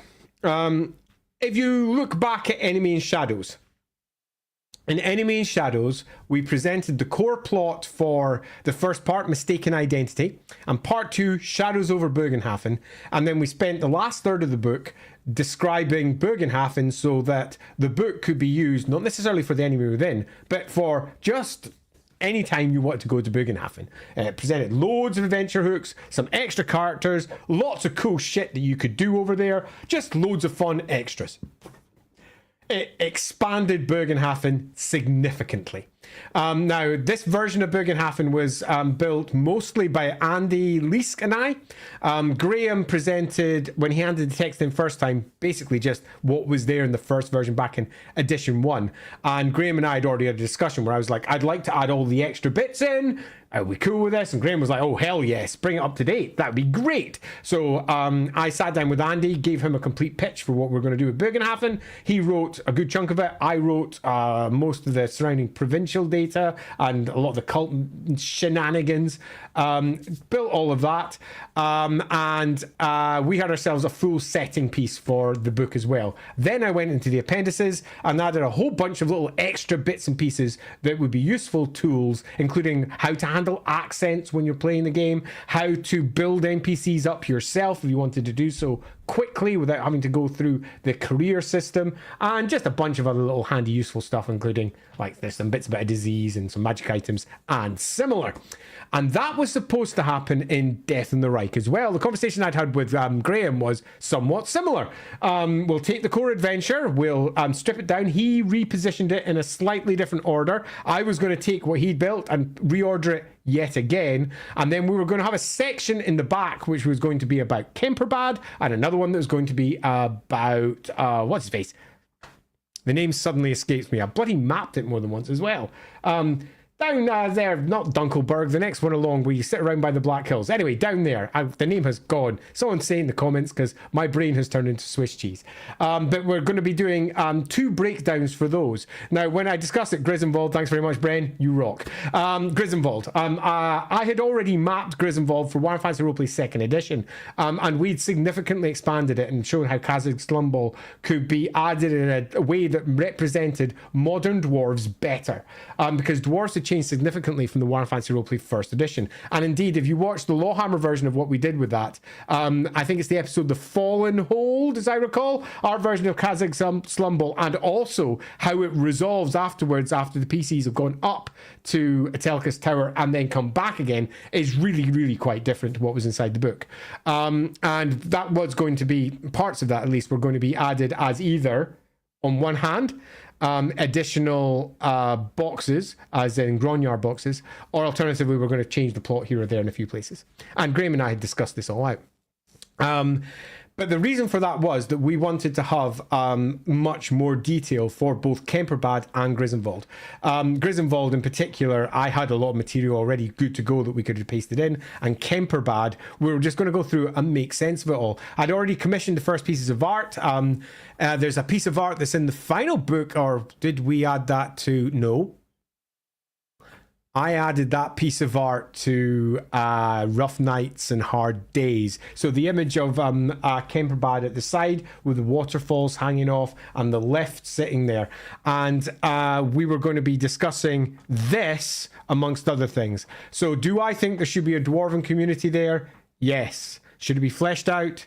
Yes. Have I fleshed it out? No, because I didn't write it, but I fully was intending on doing so. If you want an example of how that could be done, go take a check over at the Warhammer Fantasy Roleplay starter set. There is obviously a dwarven community in there. Again, that was Andy Leask and I that wrote the majority of those parts, and that was a significant development on what was already pitched for the town city, if you will, of Ubersreich from Warhammer Fantasy Roleplay 3rd edition, where the city got a significant amount of expansion. So, yes, do I think that should be done? Yes. And how would I flesh this out? I would suggest, particularly because we're in the modern era, you don't need to do this yourself. I would suggest going on to an online community and saying, I'd like to do this. Would anyone like to help me? What would you add to it? And then build it all up together, because it'll save you having to spend a significant chunk of your life building out an entire section of it. But I would be looking for almost certainly some form of under town, and I would use as an initial starting point the version that was presented for Alt. I can't even remember what we called it in the end. The dwarf quarter in Ubersreich. So I would start there and then move onwards. So hopefully that helps at least Dawihafen. Thanks very much, Hawk. Appreciated. The Ubersreich ended up with multiple different names. The first version of Ubersreich, I actually might even have the first Ubersreich map that I did before we landed with the one that we went with. The original version of Ubersreich had all German names across the board. And then when I sat down with it and looked at it, I was like, yeah, I'm not doing that. I'm just not. I might refer to those in a few places, but this is a game for an English-speaking audience. And given how difficult many of the GMs find speaking all of the various German words already, adding more without explaining where they came from, and it wasn't really going to go down. So I'm a little bit disappointed that we didn't have more space for Ubersreich, but we only had 64 pages, so we did what we could. Top 3 supplemental books for The Enemy Within. Now, the obvious thing is to say, get yourself a Middenheim book, get yourself an Altdorf book, and maybe Ubersreich. So that would be the Warhammer Fantasy Roleplay starter set, because Warhammer Fantasy Roleplay starter set was designed to introduce core concepts for what was going to be The Enemy Within. Sadly, the version of The Enemy Within that was published didn't finish off the stories of Ubersreich, which is what it was originally pitched to do. Why Ubersreich was taken by the Emperor was supposed to be tied into the plot of The Enemy Within. In many respects, the Ubersreich material from the Warhammer Fantasy Roleplay starter set was supposed to also be the starter set for the Enemy Within plotline. But for me, Middenheim is too important for the third part of the adventure, and also for the adventure as a whole in terms of its overall conclusion, not to have all of its details behind your belt. Same for Altdorf, although I don't use the Altdorf book because I've got my own version of it anyway. I'd probably say starter set, Altdorf, Middenheim, and if you can, make sure you just pick up all the companions. They might not be filled with all the stuff you find useful, but there's a lot of good stuff in there. But there is, of course, 5 of them. I'm just going to bring up this comic because it makes me laugh. Tome of Corruption. So, Tome of Corruption, for those of you who don't know, is a Warhammer Fantasy Roleplay 2 book. That was a book that I contributed a lot to. I was credited as a developer in there, a cartographer in there, a bunch of other stuff. I did some bits and pieces. In terms of writing, it was Rob Schwab's baby. He went pretty much to town on that book. But actually, one of the flaws that we have at the moment is that we don't have a strong Chaos book released for the current edition. So having something that can do that would be good. Just bringing up their comment there. I'm a bad judge for speaking out German location names, but still consider it weird to speak English and then suddenly mix in a German word. Yeah, I think it's got its place and you've got to use it well. But I'm quite happy with the majority of how it's been handled. But some of the words that we were going to be dropping into the starter set just didn't feel right for the starter set. It felt right for the Warhammer setting as a background, which is why I initially went with it. But then I dialed back when I was taking my appraisal approximately the 50% point halfway through the process of producing it to ensure that all of the core design goals of that set were being met. And one of the core design goals was that it would be open and approachable to all players. And a part of that was loosely cited in the language used for core parts that would be repeatedly used again and again. So instead of having lots of German names throughout it, we had some. Enough to introduce the concept, but not enough to intimidate and make people feel deeply uncomfortable. So yeah, I think we broadly hit that mark. There was a fair bit of discussion. I had that discussion with Games Workshop as well more than once, just to make sure that they agreed with what we were sitting on. Okay, going to pop through some of the older questions because we're going through all our super chats. Did you know that the enemy within in Welsh, or tew in Welsh, means fat? How can you incorporate non-Tzeentch cults like the bloated followers of Nurgle or the gluttonous cultists of Slaanesh into the campaign? So the gluttonous cultists of Slaanesh, in fact, I'm going to pull back slightly. The campaign is ultimately a story about Tzeentch. It's a story about the Purple Hand. The Purple Hand is introduced in the very first opening scenes, really. And the Purple Hand, as far as I'm concerned, should be a core component throughout, as should that idea of mistaken identity. Why do we have a double of Castelliberung? What is the resolution for that? In my game, the double of Castelliberung, and again, spoilers there, is Gerhardt.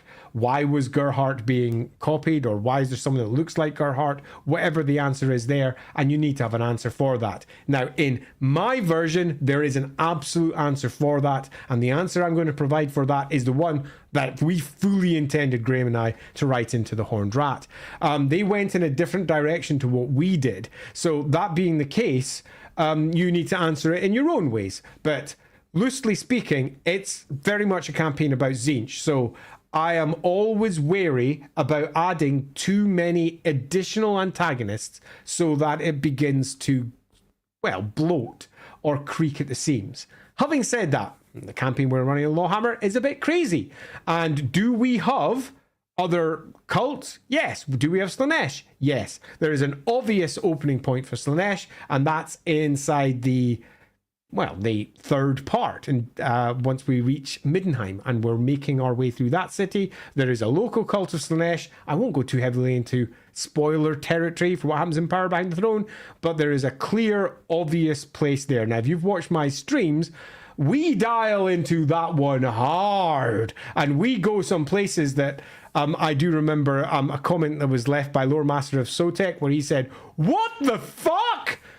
That's where we dial into it. But the gluttonous or the excess ridden cultists of Slaanesh can easily be incorporated there as an antagonist of some sort to the Tzeentch cults that are sitting locally.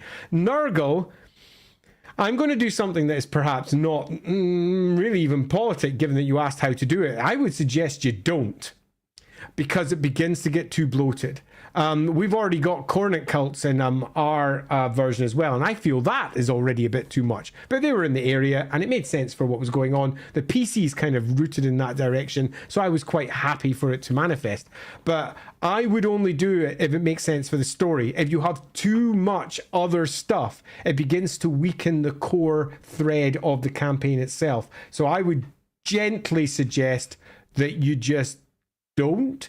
And if you want to pull down on the fat side of things, stick with your gluttony. And as we all know, I've been ill so many times that maybe I'm just biased against Nurgle now, particularly given that today I should be bloody role-playing and I'm not, and I am sad because of this. Creative Fosse, the main thing that kills the fun for me as a GM is trying to keep track of NPCs and the locations. Totally. How do you keep track of the NPCs in the best way possible for the players and the GM? I am going to pause here. because my answer is not necessarily going to be useful, but I'm going to tell you it anyway. All right. I'm a bit spesh. I don't have problems with this.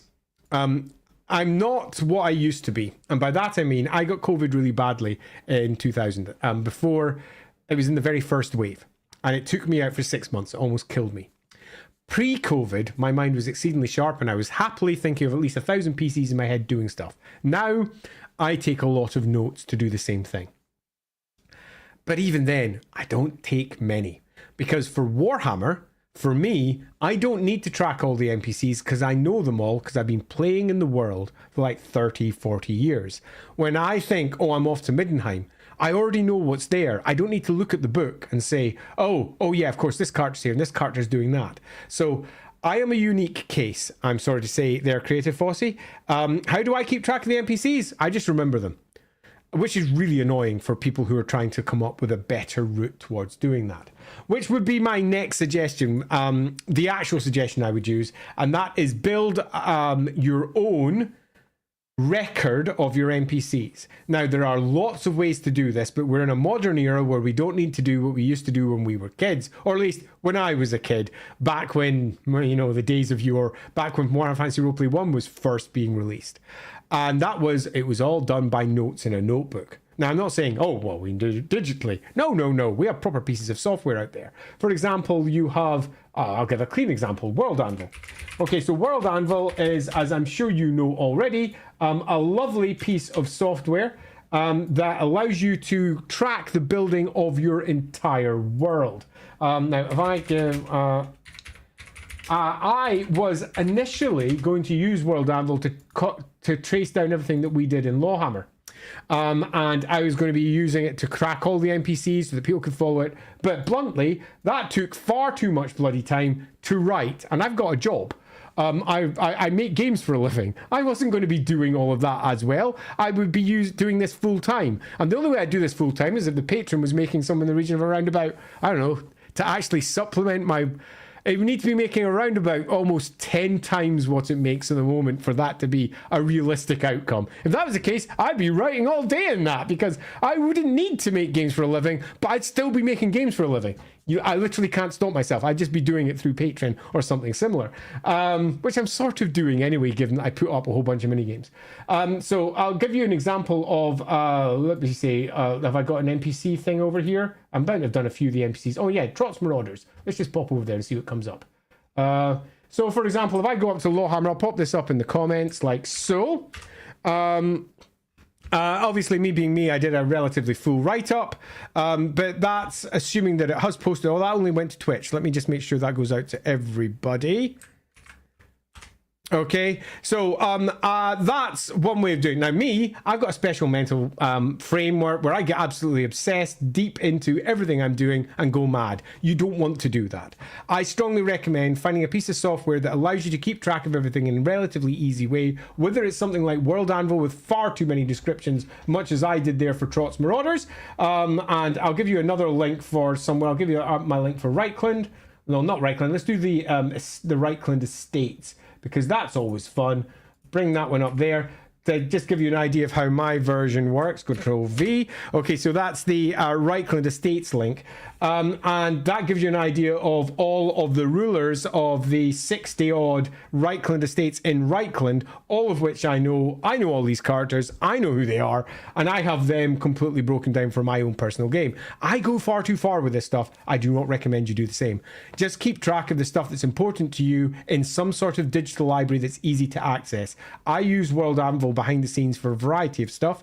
That might not be the best one for you. Go check out there for various types of software. There's almost certainly going to be one out there that matches everything that you need. Okay, cool. So let's move down to Q. Just did that one. What's Martin? Martin Vios. How do you prevent the parade of mistaken identity, shapeshifting demons, and doppelgangers from becoming stale? Because it doesn't last that long. Now, it can become stale, easily become stale. But the important thing is that you have payoff and people understand what's happening, and that's what breaks the staleness. As each part is resolved, it can be then moved on from.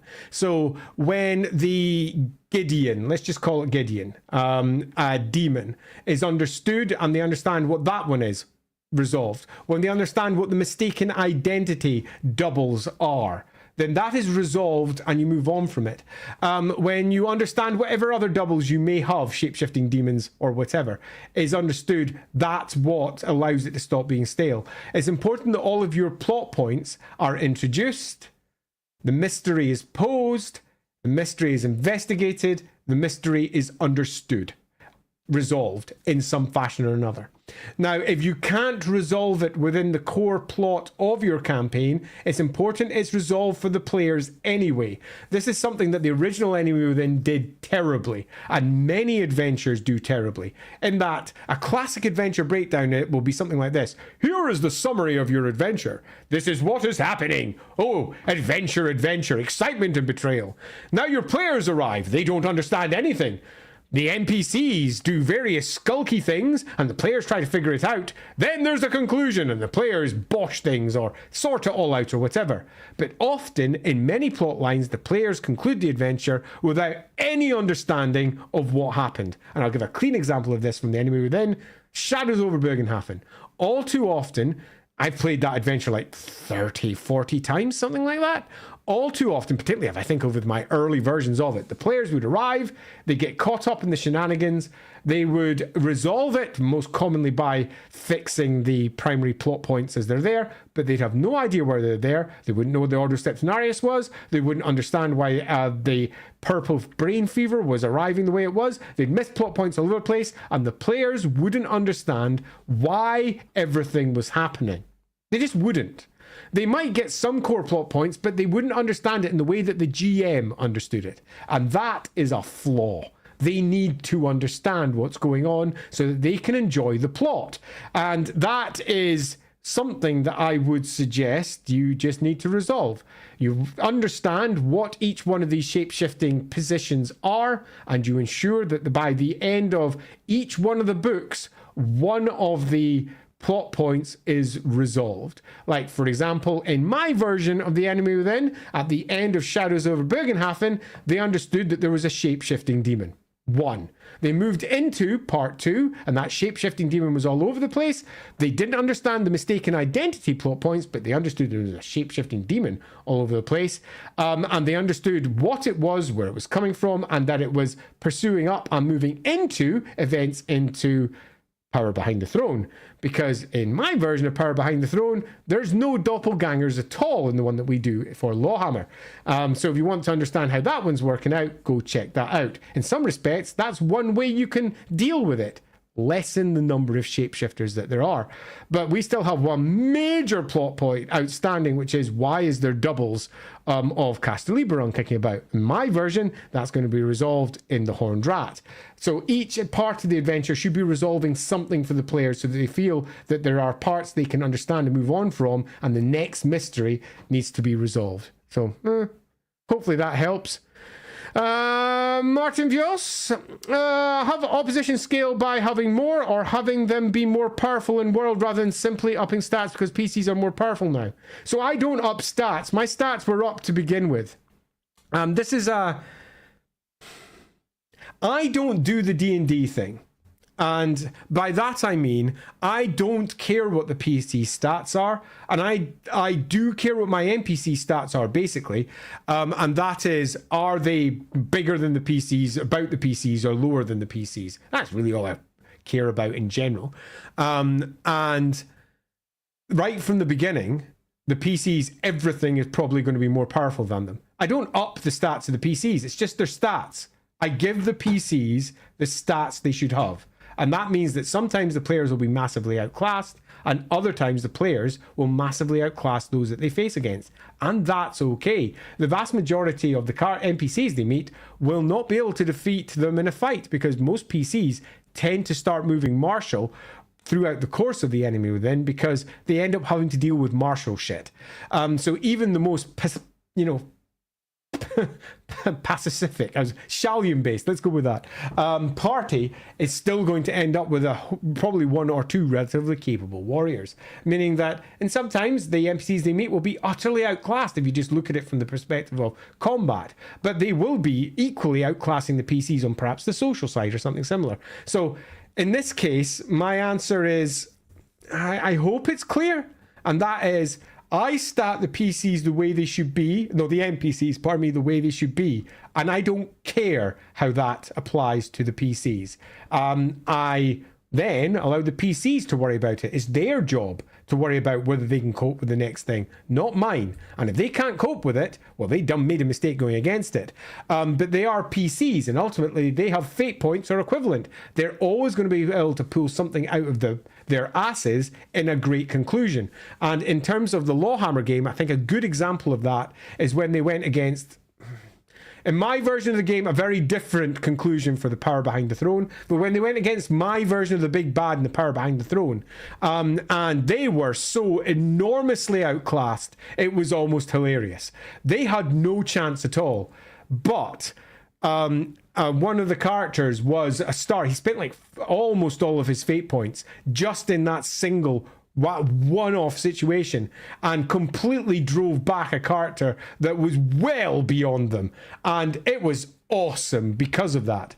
It was awesome because they had no chance of winning, and they didn't win. They just drove him back, but that was enough for a massive victory to be secured in that situation, and they knew how massively outclassed they were, and I was happy with them being outclassed. That's a core component of Warhammer Fantasy Roleplay. One of its primary messages is, it ain't fair.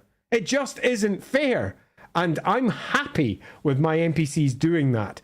I fully understand a lot of GMs don't like doing that, but that's, I would suggest, to the detriment of Warhammer Fantasy Roleplay, because this is a system where you can completely do this, because it has effectively dramatic editing built in. You can rewrite the plot with your fate points by surviving things that shouldn't be survivable, or by, if you're using the full rules as they're presented in the rulebook, run the rules that we use, if you're using your resolve and resilience to fix rules and do stuff. Yeah, okay, that's super fun. Moving down, did I get that one? Yes, I did. Q. Let's see what Schmidt says.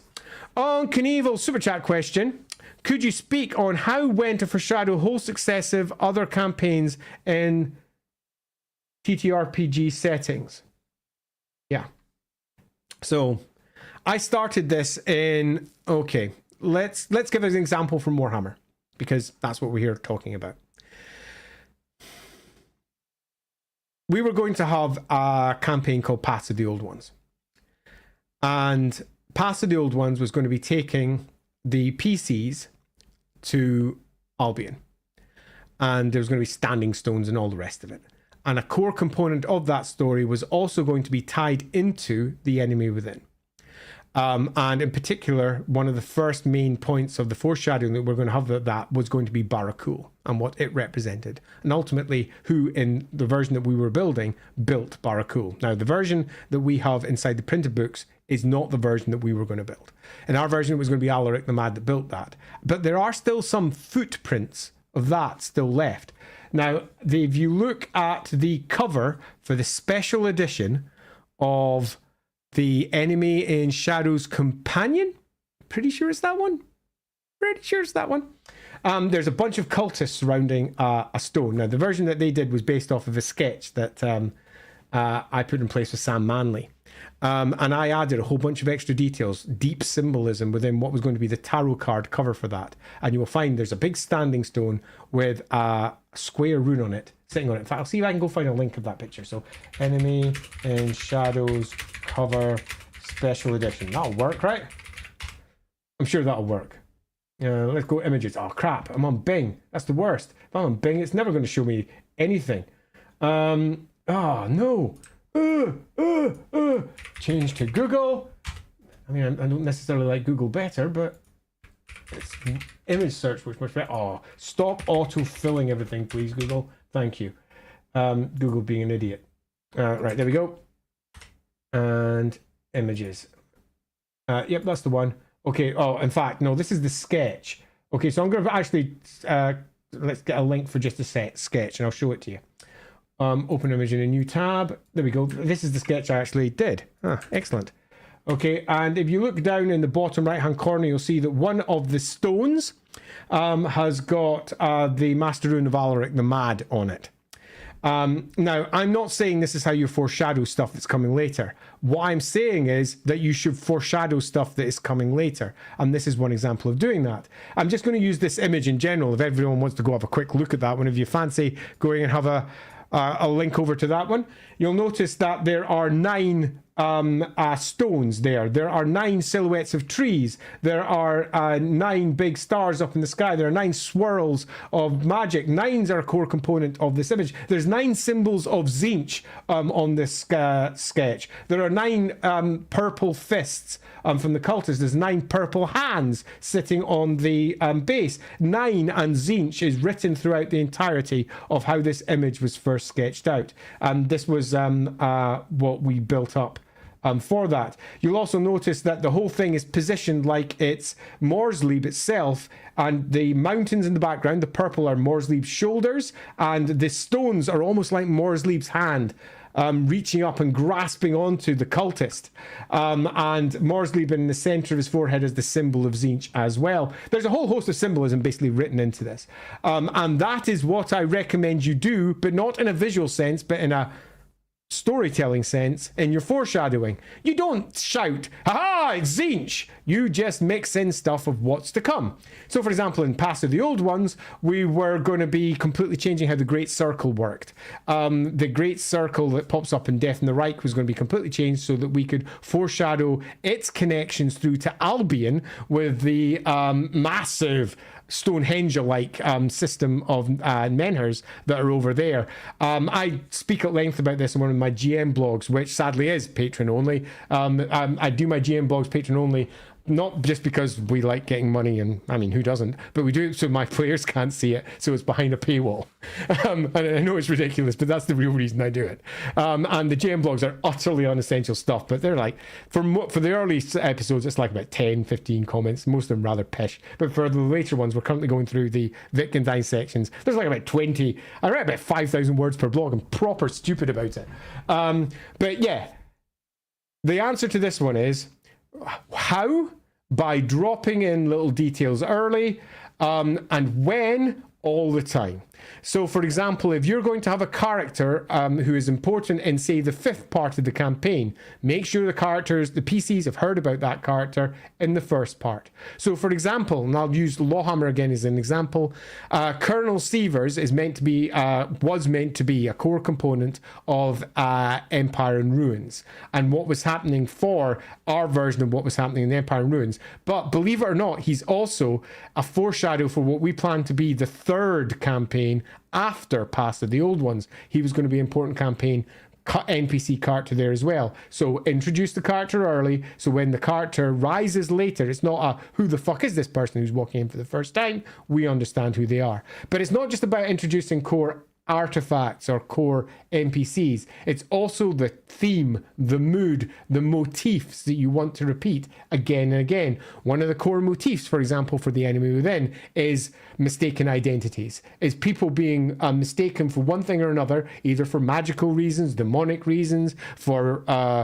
let's say Caster Liberung reasons, or whatever else. So you introduce those themes early. You let the PCs see things being misunderstood, and you have that as a core component for each session, right? When you think about the first session, you say, how could somebody be mistaken for someone else? And you drop that in. Now, the players may never notice that you're doing this, but trust me, come episode 20, I say episodes because our sessions are episodes.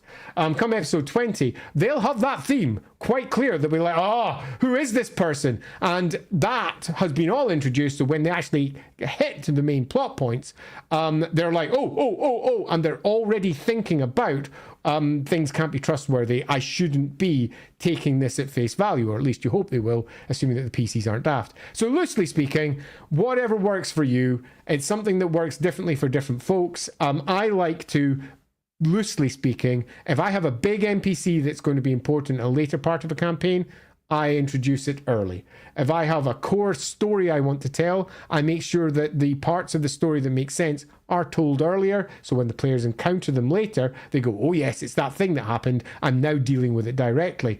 A part of that is very much laced into the rumors and similar that you find inside Enemy in Shadows Part 1, where we laid a bunch of rumors and gossip that you could pick up, and they were used as ways of dropping information for what was going to be coming later. Sievers, I'm pretty sure, is mentioned in there as well, but unfortunately the later pieces of gossip from the later books didn't really follow the same trend, so they weren't using the same foreshadowing setup. Hopefully that helps a little bit. I did sort of bounce around in different ways there with that answer. Right, so where was that one? I'm running down too quickly here. I'm not seeing any cues around this area. Again, if you've got any questions, make sure you mark out with a cue. So I'm just going to write down to where we will go to.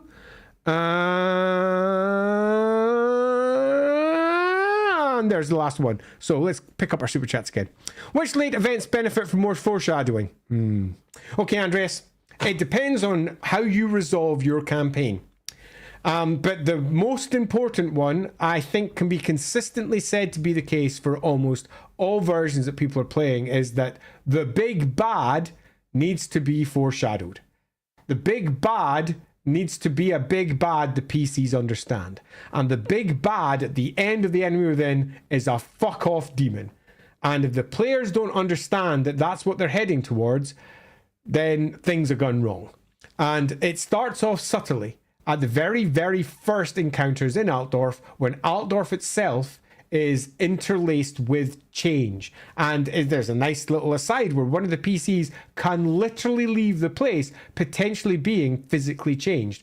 And it has become so ingrained into Altdorf that the local populace don't even know it. That's our first foreshadowing that there is something wrong in Altdorf. Then they move down and they deal with whatever's happening with Gideon. And at the end of that, there's the big probably the big demon that shouts out across the void, summons Gideon back, possibly summons Teugen back, depending upon how you deal with it. And again, that's foreshadowing that there is something big and nasty out there attempting to do horrible things, and they have pawns that they're using. And that then becomes a core component of moving up to Death in the Reich. Sadly, Death in the Reich wasn't woven into that plot. It was meant to be. The whole story of what was happening in Wittgenstein's was supposed to be directly tied through to that. It's only very loosely tied in the official printed version. But that should be still moving towards the big bad at the end as we move to Power Behind the Throne, another Tzeentch plot to attempt to do stuff, tie that into the demon again, make sure it's all nicely understood so that by the time they eventually return to Altdorf at the conclusion, they are fully aware of what they're up against, they're fully horrified by it and terrified, and it all makes sense. At no point do they feel like, I didn't expect this, but the twists and turns of the plot will still be surprising. They are properly prepped for it when it arrives, and when the greater demon itself arises at the end, they can go, oh, assuming it does. Your version might not have that happen. I'm not going to say how my version of it's going to go, because that's as spoiler laden as it could be, but in my game there's already been multiple greater demons of Tzeentch popping their heads up at various points, because my game's proper daft. But that needs to be done. The next one is the complete dissolution of the imperial model and the civil war that breaks out. That needs to be properly foreshadowed throughout all parts of the campaign. So the idea that the empire is about to collapse into a civil war should be, by the first 5 to 10 sessions, already be introduced to all of the characters so that they understand that the political situation is febrile. The empire appears to be led by a sick emperor. The difficulties between the Sigmarites and the Ulricans are bubbling up into conflict already. It's all simmering, but not quite bursting out into full-blown war. By the time they arrive at Power Behind the Throne, they should be aware that there's a problem in the empire, and it blows up. in my game literally blows up, but it blows up through the components that of the power behind the throne section. So those are the two primary ones that I would be looking for. And as is discussed right at the beginning of Enemy in Shadows, do think about the core motifs and themes for the campaign. And if you follow those as a session guide, so for example, it's a grubby city, or change is at the heart of everything, and you just keep that at the source as a source for your descriptions, all the rest of it generally falls into place. But for me, the two big ones are, number one, the demon, that needs to be foreshadowed. Number two, the civil war, that needs to be properly foreshadowed. I would also suggest, depending on how you do it, that the runic items that Sigmar is dealing with should also be properly understood by the time the players arrive at the last part of the Enemy in Shadows. No, not Enemy in Shadows, pardon me, Empire in Ruins. Flux, here's to more LAWhammer. Yeah, God, I wish I was doing it this evening. I mean, as much as I love doing streams like these, and this has been a surprisingly fun little one, although I have been rambling a little bit here and there. Apologies for that. This stream was utterly unplanned. For all I've been rambling, I really enjoy these. I'd much rather be role-playing this evening.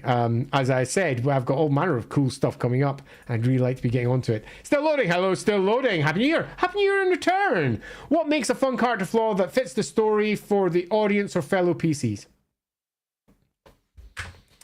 I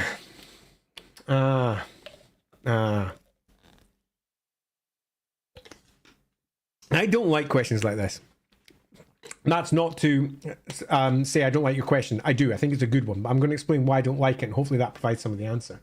The reason I don't like questions like this is because what works for my groups and my table and my players won't work for everybody else. At the very beginning of our game, way before we started, way before we went online and we presented our Enemy Within. So this is for the LAWhammer game, not any other version that I've done of the Enemy Within campaign. I sat down with all the players and we did two things. Number one, we had big, long individual conversations one-on-one about who their characters were and where they were going to go. And we made it clear that all of that might change through play. Because once you get into a character and start playing it, you start going, oh, I wish I'd done it this way or that way. And I was going to give them a lot of movement to allow them to land on a character they really liked and they could hopefully roleplay. I did that. And another thing that I did was gave everybody, in fact, the sheets online. I'll see if I can find that as I go. I gave them all a sheet about the expectations of what the game should be and what things they would like to see or not like to see portrayed at the table. Because some people have got, for want of a better word, triggers, things that make them upset because of their past, because of the previous experiences, whatever it might be. And in no way was I going to allow any of that to impact my game. If there's things that they didn't like, I was just going to avoid it completely. None of this, it's my game or the highway. Bullshit. It's all of our games. And if somebody, for example, had issues with, say, sexual assault, or if they had issues with blood and gore and violence, or if they had issues with seeing children be hurt, I'm not going to include that in my game if they have problems with that. Instead, I will, they'll still happen in my game, but we'll gloss over those aspects to make sure that everybody can enjoy the game at the table, which is why this is difficult. This particular question, because fun character flaws are massively different for different players and different GMs. What I might find a fun character flaw, you might go, I don't want that at my table.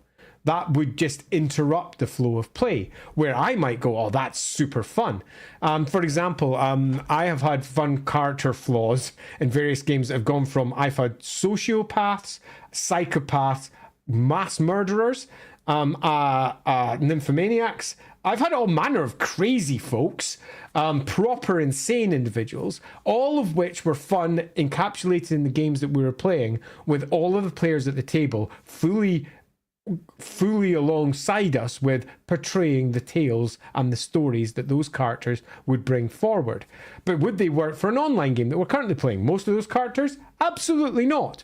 But we don't water down the world. It's just that we're a little bit more careful about how we describe certain things. Although, as we say in our streamed version, LAWhammer is a grown-ass game for grown-ass adults, and if you don't like that, fuck off. Because well, we're British and we swear a lot, and we're fine with most shit. But that's why I don't like this question, because if I answer it, it's only really an answer for me. The best answer for this is really sitting down with your characters and finding, or your players, pardon me, and finding out what they want to play. What works well for them. But if we're looking purely at the plot of the enemy within, then I would suggest that you have characters that are tied through to sectarianism, that have problems with particular regions of the empire. So perhaps they are at heart a bit racist. Or at least, you know, they don't like Midlanders, or they don't like Talabiclanders, or whatever it is. They've got some prejudice written into their soul. There's even some rules for that sitting inside Warhammer Fantasy Roleplay 4 anyway, because originally psychologies were a core component of your character builds at the very beginning. But they got removed because Cubicle 7 preferred not to have all characters start as bigots, which, you know, is understandable. But originally, as you can actually still see inside the bestiary, if you take a look at the human entry, you can see they've got like prejudice 2 or something like that. All humans could start with prejudices, and you gain XP for starting being a bit of a bigot, which I'll admit might not necessarily have been the best reward that you could get. Be a bigot, gain some points. But most games have take a flaw, get some points. It wasn't necessarily the best route, so it's not surprising it got removed. But having character flaws that speak to the overall plot works really well, and sectarianism and the differences between the grand provinces is a pretty good starting point. Hopefully that helps a bit, even though I kind of dodged the question.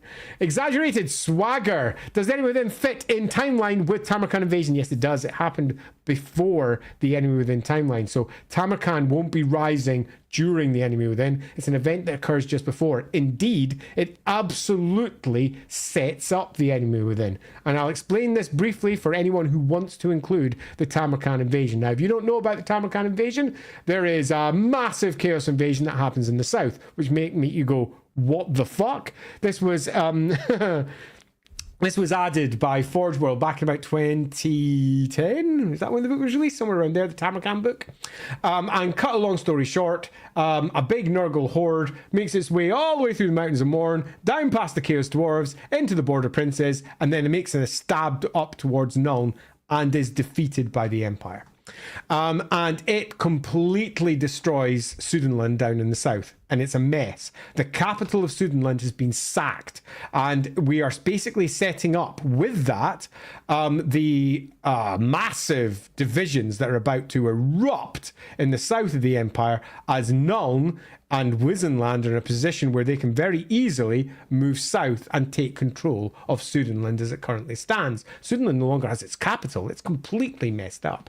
And, you know, to promote the peace, they can come down from the north and do a whole variety of fun things. There's a big issue down in the south caused by this, and it happens a couple of years before the Enemy Within begins, and it will be resolved and should have been resolved as a core component of Death in the Reich through to Empire in Ruins. It was originally meant to have been added in Death in the Reich as long-term rumours as they're moving around the Reich, as they hear that something weird happened down in the south. And then by the time we hit Empire in Ruins, Nuln is literally invading into both Reichland and down into Sudenland as the Empire breaks apart and has all manner of problems. So does it fit in? It absolutely does. Was it supposed to be a part of the campaign? It was supposed to be part of a Grognard box version of it. And by that I mean the campaign would have stood, and there would have been about 3 or 4 Grognard boxes from Death in the Reich onwards saying, if you want to include the Tamarkan invasion, this is how you do it. But I wasn't working in the job at the time, so that didn't happen. I was going to pull up, I can do that later and put it up in the Discord. Let's pop down here for whatever's next. Marathi! Hey Marathi, always nice to see you. Could you play mostly political intrigue game with all nobles party in Warhammer Fantasy Roleplay? How should it be done? Have you done it? So, can you? Yes. Should it be done? How should it be done? Like any game. And that's a really broad question. I'm getting out of focus here. That's a really, really broad question because some players just don't like playing political games. I do. I've played long-term vampire games, for example, Vampire the Masquerade, which is often a very political game. And the game that I played was a game of elders. So very old, hoary vampires playing the game of politics with each other. So I'm quite used to this. How should it be done? If you're playing the game of politics, you need to have an environment in which everyone is playing, whether that is a city, a grand province, the empire as a whole, and the movers and shifters all have to be detailed, and you have to build your factions and understand how the politics work. A politics game requires work. And a politics game generally requires quite a lot of work on behalf of the GM to build a believable political spectrum that is going to provide enough conflict for the game to be pushed forward and for the PCs to be interwoven within it. Have I done this? I absolutely have, multiple times with Warhammer, and the Empire in Ruins section was supposed to have an entire section based upon high politics. The appendices, that we planned for that, we're going to have a politics section. Again, this is from my memory. It's a long time ago when I was going to be writing up my sections for Empire and Ruins. Obviously, I didn't do that because I left the job. Yeah, playing by memory, there was meant to be, I think, 3,000 words in high politics, and there was going to be a complete breakdown of the prime estates of the entire empire in that, in the same way that the prime estates of Reichland were all introduced inside. Where did I put that? That's in the core map inside the core book, actually. You can see them there, and I did the political map. I might put that on my blog somewhere. But yeah, that was all supposed to be in there. So yeah, I'm not sure if I've really handily answered your question there. Could you play with all nobles? Yes. Have I done it? Yes. Should it be done? Yeah, I think so. Have I done it? Yes. Yeah, that'll do. J. Oddenhage. I am pronouncing your name completely wrong. Apologies, Auden. My group is playing an episodic sandbox as City Guards of Albersreich. Nice. Except for the Civil War, what events should I not miss to subject them to? It depends on the story you're telling. If you intend to move into the Enemy Within, I would strongly support, not necessarily just the Civil War, but I would support the mystery of it. I would be looking to introduce the Imperial Herald and understanding her position in it all, because ultimately she is the character who hires one of the characters in the first part of the Enemy Within.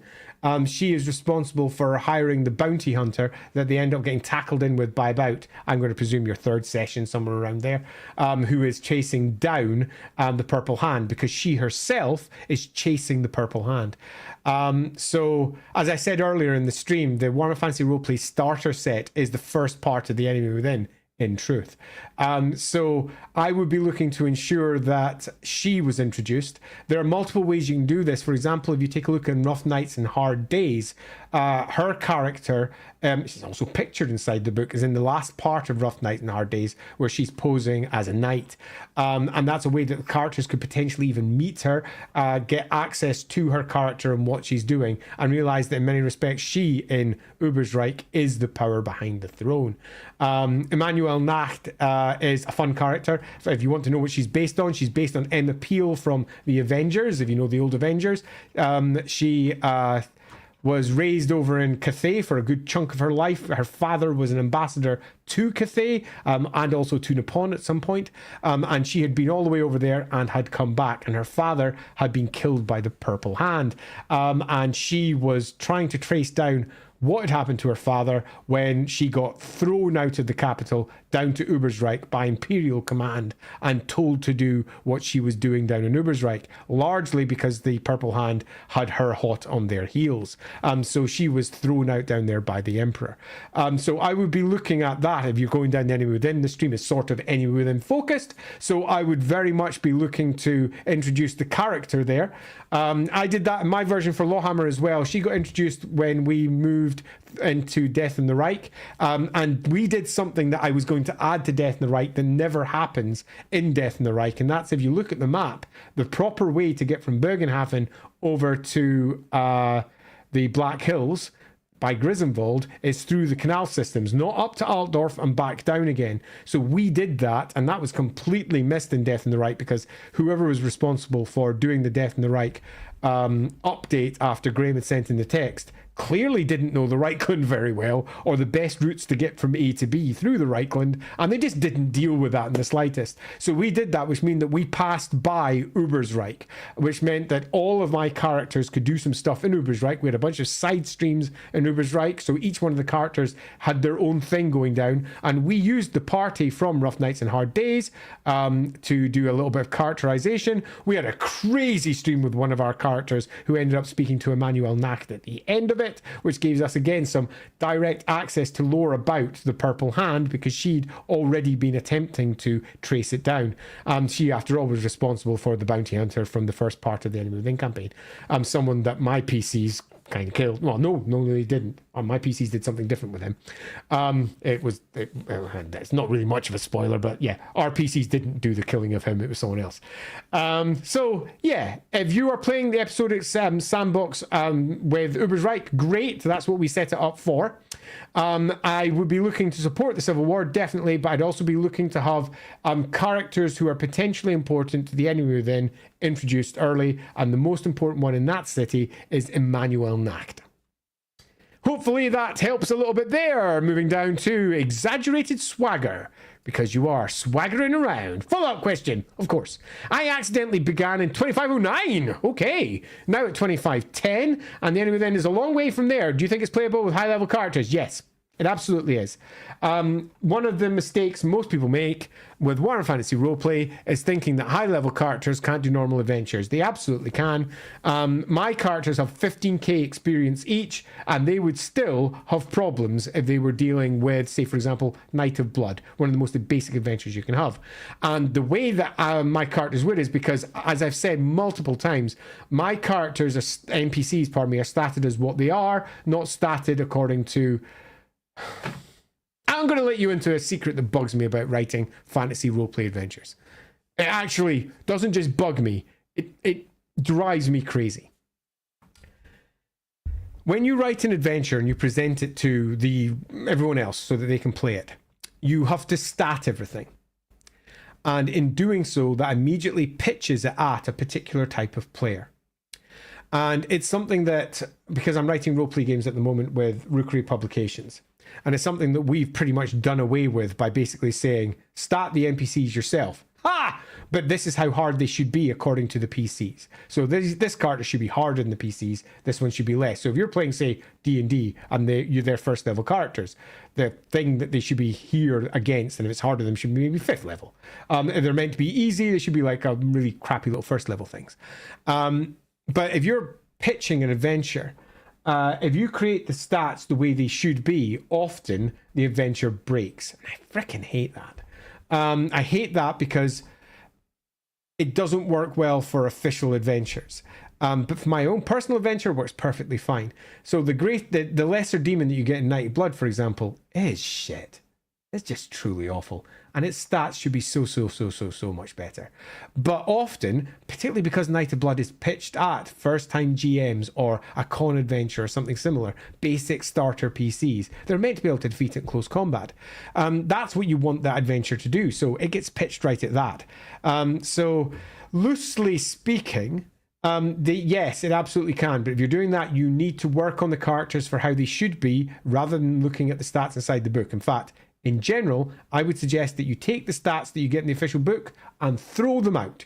Just ignore them and make your own. You will almost certainly be in a better place. And you can look at it and say, what should, for example, Shitaru, Gideon, let's go with that name. What should Gideon's stats be? They should be approximately equal to the PCs if you want it to be a challenge of that type. And the stats for Gideon inside the book are awful, truly awful, but we purposely pitched it that way. I had a conversation with Games Workshop saying, do you want me to build it what it should be? Because I don't think we should, or should we build it in a way that the players, no matter the level, can cope with it? But bluntly, it should be much better. And I want to justify this later by saying that this demon is grounded in a way the Ring of Upsianan that it's wearing has weakened it massively, so that when we bring back Gideon later inside the adventure, we can massively inflate it to a proper Herald of Tzeentch, an entity that will make the party quake, an entity that is truly horrific, but an entity that at the beginning is super weak because of everything that's happened. And everyone was like, yep, that'll be cool. And I was like, great, that's what we'll do then. But loosely speaking, the enemy within will be more than fine. Equally, you can just move the date of the enemy within and it won't make that much difference. You want to start it now? You absolutely can. That was a bit of a long rambling answer there. Sorcerer friend. Oh, you were my friend, Sorcerer. When were you thinking of doing the mid-level, high-level NPC statting guide? Oh, yeah. Also, any chance patrons can have the one-eye stats at some point? Oh, that was fun. Right, so I haven't posted this one because it's actually quite a lot of writing to make clear in a way that I like. People have got very different views on what should be high level, mid level, and low level for Warhammer Fantasy Roleplay 4. My views do not necessarily match everybody else's. Mine are way higher than some people think. Particularly for some species, my elves are so much better than anyone would expect. Where for others, they're much lower than people expect. There was a discussion going on over in Discord, the LAWhammer Discord forum, where they were discussing the stats that I posted up for Marius Altdorf. And someone went, if I write this one in, I'll post up the link to that. Marius Altdorf LAWhammer. This is my old. Is it popping up? I fucking hate. Why is it still on Bing? I got rid of this. Oh, okay. No. Maybe getting there. No, Marius Altdorf LAWhammer wiki. What? Interesting. I'm gonna have to go find out what that is later. Someone's building a wiki of my stuff. Well, that was a surprise. I'll post up the link in a moment. Or if someone else finds it, go post it in the comment. It's just one of the old blogger, LAWhammer blog, Marius Altdorf stats. There's a PDF there of his stats. And somebody went, wow, if he's meant to be one of the best swordsmen, he's a bit rubbish. He isn't. It's just that many people have made many of their characters very powerful because they think that's what many characters are like. And it's not. It's what a few are like. Stats over 100 are relatively rare. It takes geniuses, people who are capable, particularly when you're looking at humans, to reach that point. And the Marius Altdorf I posted was, whilst it's not what I would have for the LAWhammer stats, this was based on just the core book version of Warhammer Fantasy Roleplay 4. But the stats I presented there were, I think, pretty accurate for what he should be, as I recall. It's been a while since I read it. But the reason I've not done it is because it's a bit of writing. And I'm currently designing two board games, an entire roleplay game, and something else, and it will take a good bit of thought. I fully intend to do it, and I've been intending to do it now for about 4.5 months. So this will come, Sorcerer friend. As for stats, one-eye stats, the stats I have for him are really weak and not frightfully useful for most games. If I'm going to stat up anything, I'd rather stat up more of the Middenheim NPCs first, because I started doing that with one, and there was a bit of traction with it. Some people asked for more of them. There's like 2 or 3 people who asked, and I wasn't sure I wanted to do more, but I had a conversation with the players about some parts, and I was like, ooh, I'm actually showing the stats, for example, for my Rolana, my Alavandrel, showing the stats for Katerina as she presents in LAWhammer as well, could be super useful. So I'll likely do that first, and if there is a desire for more, I will then add more after that. Right, do we have any other cues that I roll back? I'm scrolling. Do I see there? Just bringing this one up because I agree. +1 to the Discord. It's one of the best community spaces I've been in ever, and I've been bouncing around fandom spaces for most of my life. I agree. One of the things that I love about Discord is that it's a bit more curated than many of the online open platforms like, say, Facebook or Reddit. So you tend to find that the people that gather in the individual Discord groups, servers, whatever, are people who all share something pretty strongly in it's not just that they share the same pastime and they share the same desires. It's that when someone comes in who is different, they tend to just leave because it's not as big as, say, Facebook or Reddit. They're just like, oh, I don't quite fit here. I'm out of here. Meaning that the communities that are built are like-minded and are all interested in talking about the same thing and tend to be broad enough that you get people from lots of different parts of the world all throwing many different ideas. I love Discord, and the LAWhammer Discord has been, for me, an absolute joy to be involved with. I've really, really enjoyed it. So, yeah, if you happen to be out there and you're looking for a new community of Warhammer-facing chat, particularly for the roleplay, do pop into the LAWhammer Discord. I presume there is a link down in the YouTube description sitting below if you fancy popping over in there. Right, so moving down, have we got any cues as I move in? Because if we don't, then hey, we're done, aren't we? So let me just... there's one. For everyone, are the players supposed to somehow deal with the demon in Altdorf at the end of Flames, other than safely running? Yes. But... and this is a big but, and I shall not lie. The version that was presented inside the official publication of that adventure is actually weaker than what I would have done, and is also...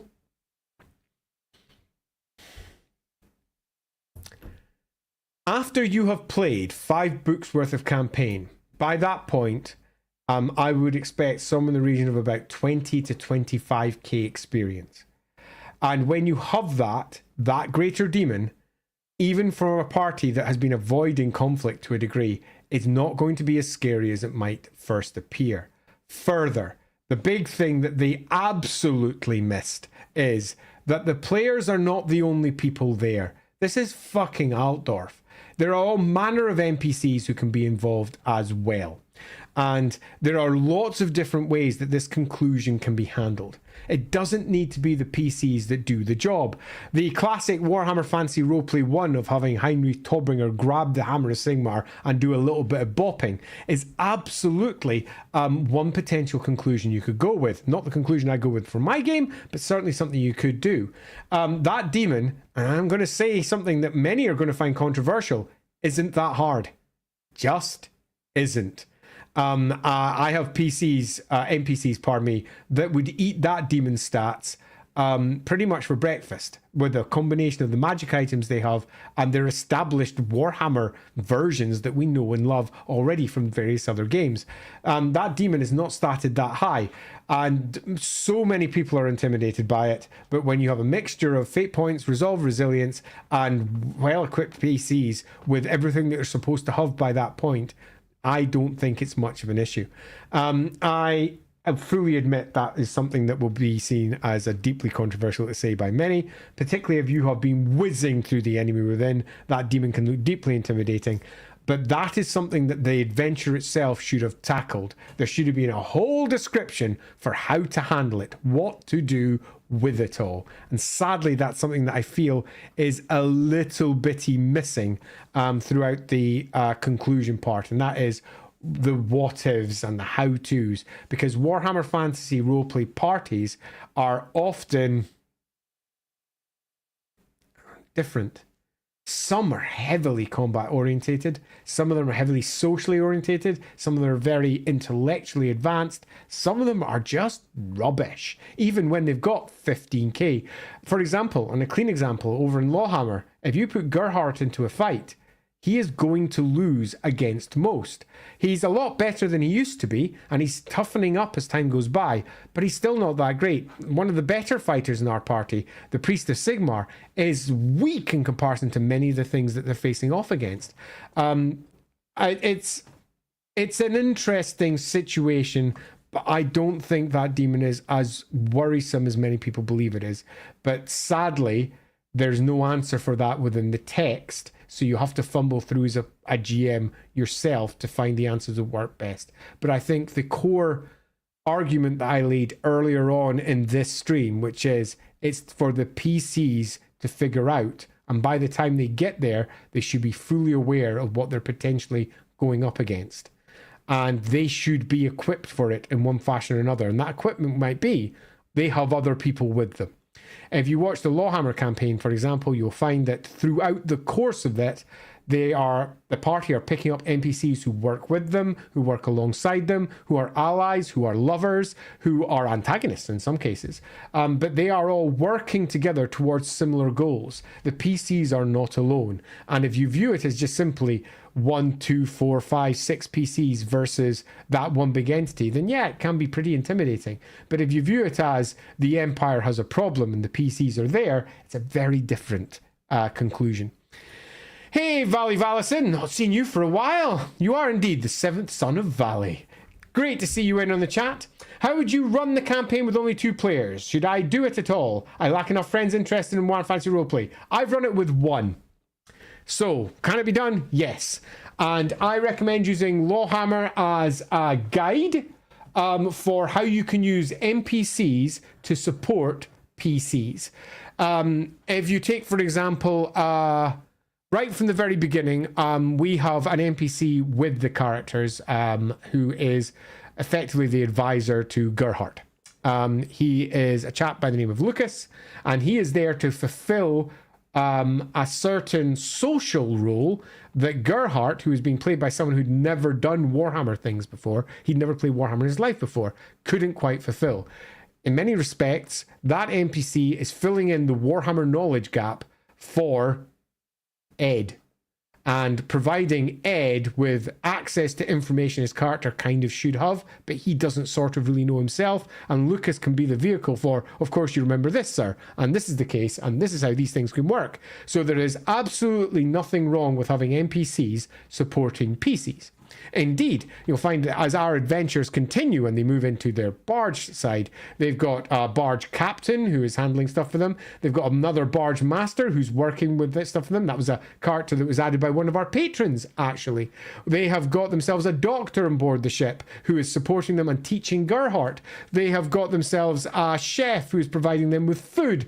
They've got themselves, as it moves on later on, a couple of barge girls who are ensuring that the barge can be piloted both night and day, with both the PCs and the NPCs working on this. They've effectively got hirelings. It's a core component of how Warhammer Fantasy Roleplay works. There's even rules for it and how to pay for them written directly into the core book. So everything is there, ready to go. And if you want to play with just 2 or maybe 3 or even 1 player, do so. It just means that you as the GM are going to have a wonderful time playing potentially lots of fun, interesting NPCs that will be working with that character to achieve goals.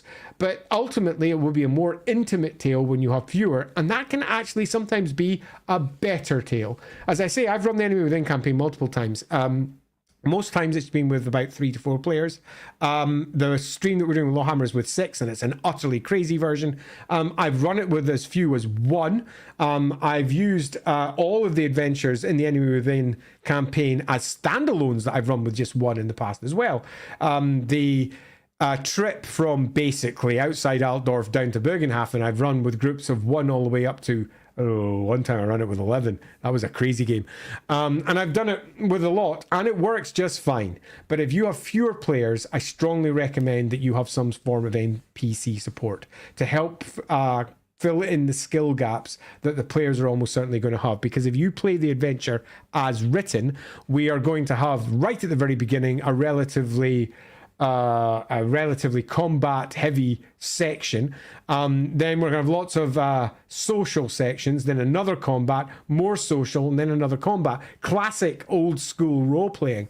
That being the case, if you've got someone who's a purely social character, they're going to find the combat parts are extremely difficult, which means that they should probably have a bodyguard, or they should have someone with them who is capable of protecting them in these situations, an NPC who is there, or the NPCs that are in the coach in the very first encounter. You can just have, well, they're actually relatively capable because we've got ourselves a bodyguard in there already. You just make sure that they get more involved. Use the surrounding characters a little bit more than you might do so if you were focusing on a group of 6 PCs, for example. But can it work? It not only can work, it works really, really well. Hoppit!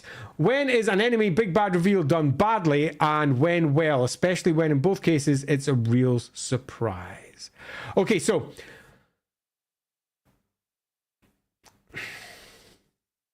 when I'll take each one in turn. when is it done badly? When the enemy reveal is done badly, it's generally done in a fashion that the players go, where the fuck did that come from? It feels like a Deus Ex Monsteria that's just arrived from the heavens and kicks living crap out of everything, and no one expected it. It makes no sense.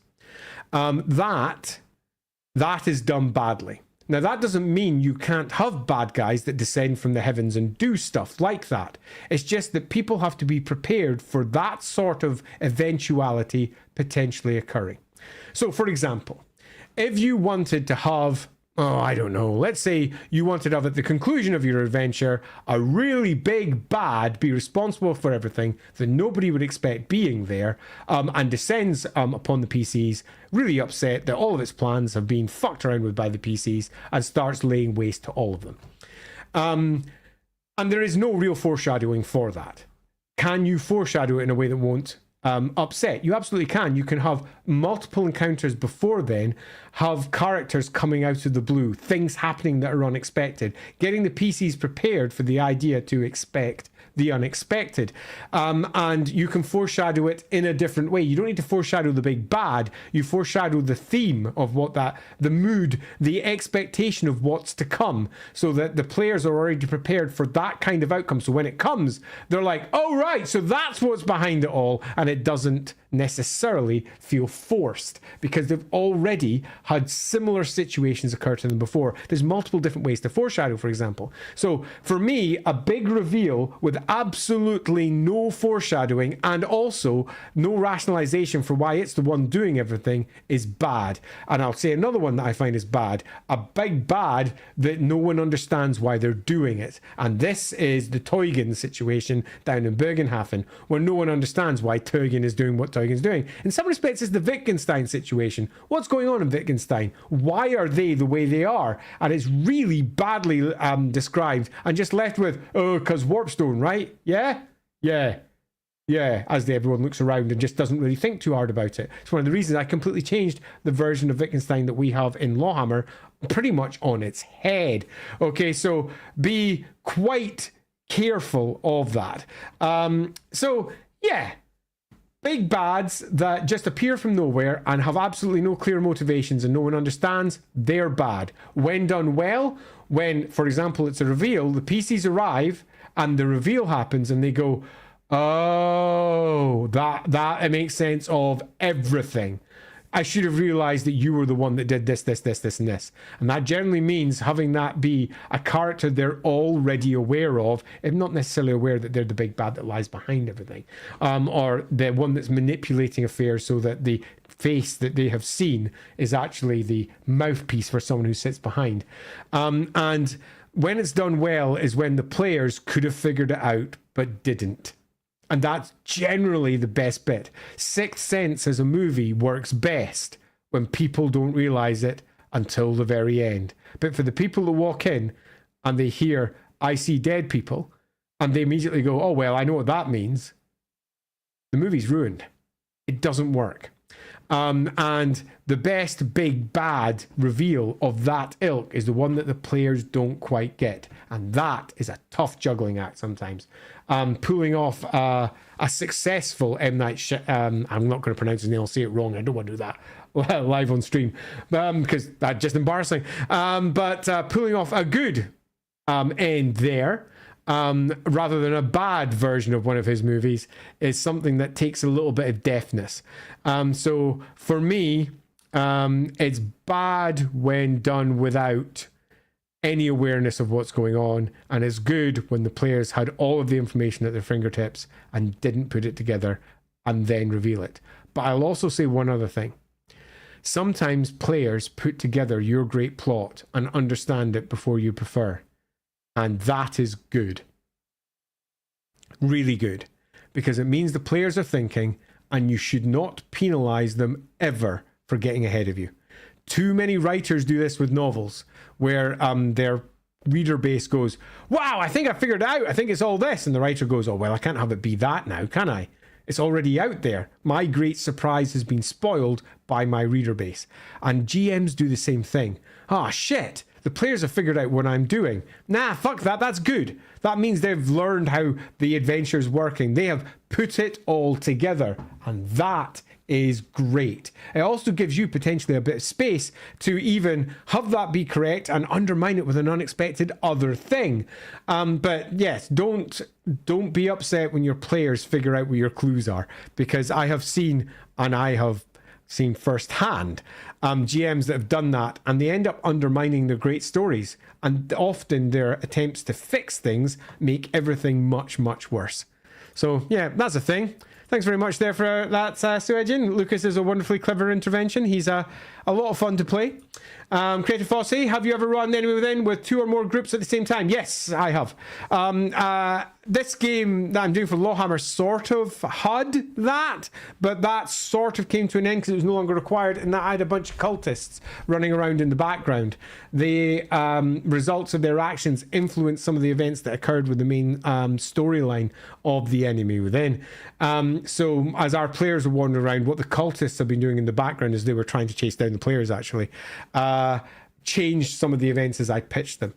Not many, but a few here and there. And the cultists that were pursuing them, pardon me, were actually met by the party as we moved into the Power Behind the Throne section, because they were living inside Caster Lieberung's old house. So that was super fun. In the past, though, I have done multiple groups moving towards the same plots in a variety of ways of Warhammer Fantasy Roleplay. The biggest one I ever did was in Drachenfeld's raiding castle, 2 complete groups running at the same time with me as the core GM and 2 other GMs, and 2 groups of 10 that eventually encountered each other, and it was a big Barney in the middle of Castle Drachenfels. Good times. But yes, I have done it with 2 or more groups. It also allows for cross-party swaps, which means that players can move from one group to the other group depending on how it works, and that kind of works. Yeah, it works relatively well for that, although loosely speaking, the adventure works best with just a single party, unless you are quite literally running a party that's antagonist to them on the outside. But even then, it won't necessarily work well. It worked well for my own because I'd done it so many times beforehand, but not necessarily something that worked well. Tom Samuel says, "Hey Andy, hiya. My player saw Ernst Heidelmann leave Altdorf at the start of Death in the Reich in a 4 seasons coach, and they figured out he'd go through Grunberg before Kemperbad. Any infos on Grunberg?" There's not that much written about Grunberg. We added a little bit of detail inside Warhammer Fantasy Roleplay core book, as I recall. Do I have that here? I think I do. Yeah, I do. Grunberg pops up inside the established lore as a whole multiple times, because it's one of the few cities that had been named in Warhammer Fantasy Roleplay 1, and whenever a writer inside White Dwarf or for Warhammer needed a place, they opened up one of the old maps, found Grunberg, and they said, that's where I'm going to cite this thing. So we end up with orc warlords crashing against the city walls there. We end up with, well, just a variety of different tales about it. One of the big things that I would generally say about Grunberg is, in comparison to what it was in Warhammer Fantasy Roleplay 1, because Grunberg got used so often inside other Warhammer products, it became a far bigger city than it was originally, and indeed became almost its own little principality in one version of it. So if you want to have a Reichland princess come from somewhere, that's a pretty good one. But yeah, the Auerswalds are an interesting family that are running it. We only did 2 paragraphs, I think, in the main book. So I wrote the Reichland section inside the core book, and I'm pretty sure I just did the scantest of bits about his boatyards and stuff. Where are we? So downriver, major trading towns. It's no stranger to trade goods being bound for Reich, obviously, blah, blah, blah. Towns without yards, constant operation, yep. Open fields, southeast, battle plains, Orc Warlord, Gorbard Ironclaw. Obviously, stalled there. Yeah, I didn't do anything beyond what I just said. Uniquely in Imperial military history, the Battle of Grunberg was almost entirely contested by mounted troops on both sides. This quirk of history has made the battle plains a site of interest for archaeologists. There's not much said there. But yeah, it's basically a big ex-battlefield. So you can have, if you want to pull on older stuff, Greenskins doing stuff there as well. But there's not a great deal of consistent information for Grunberg out there. So I would suggest it's one of those ones that you can go a little bit wild with if you wish to do so. And it really wouldn't make much of a difference. Apparently I did some spoilers for something. something. Sorry there, Coldest Penguin, but we are talking anyway then, so there's going to be quite a lot of spoilers throughout the course of this one. It's just how it's going to work. Don't you get bored jamming anyway that many times? Well, I guess you don't. You wouldn't do it over and over again. So I don't get bored with stuff because I don't limit myself, and I ensure that each time I do something differently. So, for example, I'll use LAWhammer again, since that's the one that we're currently dealing with. The LAWhammer game is not the enemy within as written, and if you've watched any of ours, you'll know that as it moves into Castle Wittgenstein in particular, that's when everything starts going, you what now? And that's how I keep it interesting, particularly because it's a world I know and love so much. It's quite fun playing around with different versions of stuff. And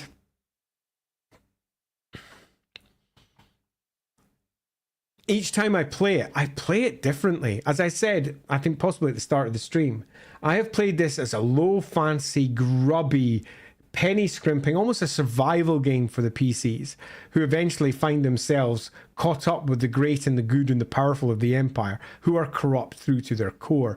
Horrendous, corrupt entities sitting at the top, and they at the very bottom, gnawing at the roots of the Empire, attempting to do something as the only potential good guys in a world gone wrong. I have played it as someone suggested earlier, pure nobles, all nobles. I've played it as all wizards. I have played it as the one that I'm doing, say, for example, just now with LAWhammer, as a far more Warhammer rather than Warhammer Fantasy roleplay version, where it's all a bit over the top. It's all a bit crazy in places. I have played really high fantasy versions as well. I've played it once with a bunch of elven diplomats being responsible for it. Each of those characters were very different. So the reason I don't get bored of it is because I change it every time, and it sort of finesses it and turns it into something else. And each time I try it, it's like a good book that you enjoy, it becomes something else.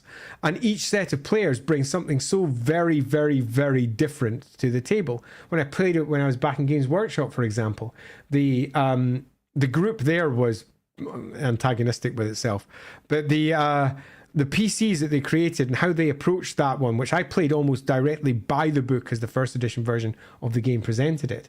Although I created new careers, we had a rune master in there. We had a sword master of Hoeth in there. That was fun. And was that game? I think it was. Yeah. I keep it fresh, and I add different mini games. I add different changes to everything. So no, it doesn't really get boring for me. Plus, I am by my very nature a little bit, focused on certain things. Let's say, putting it nicely.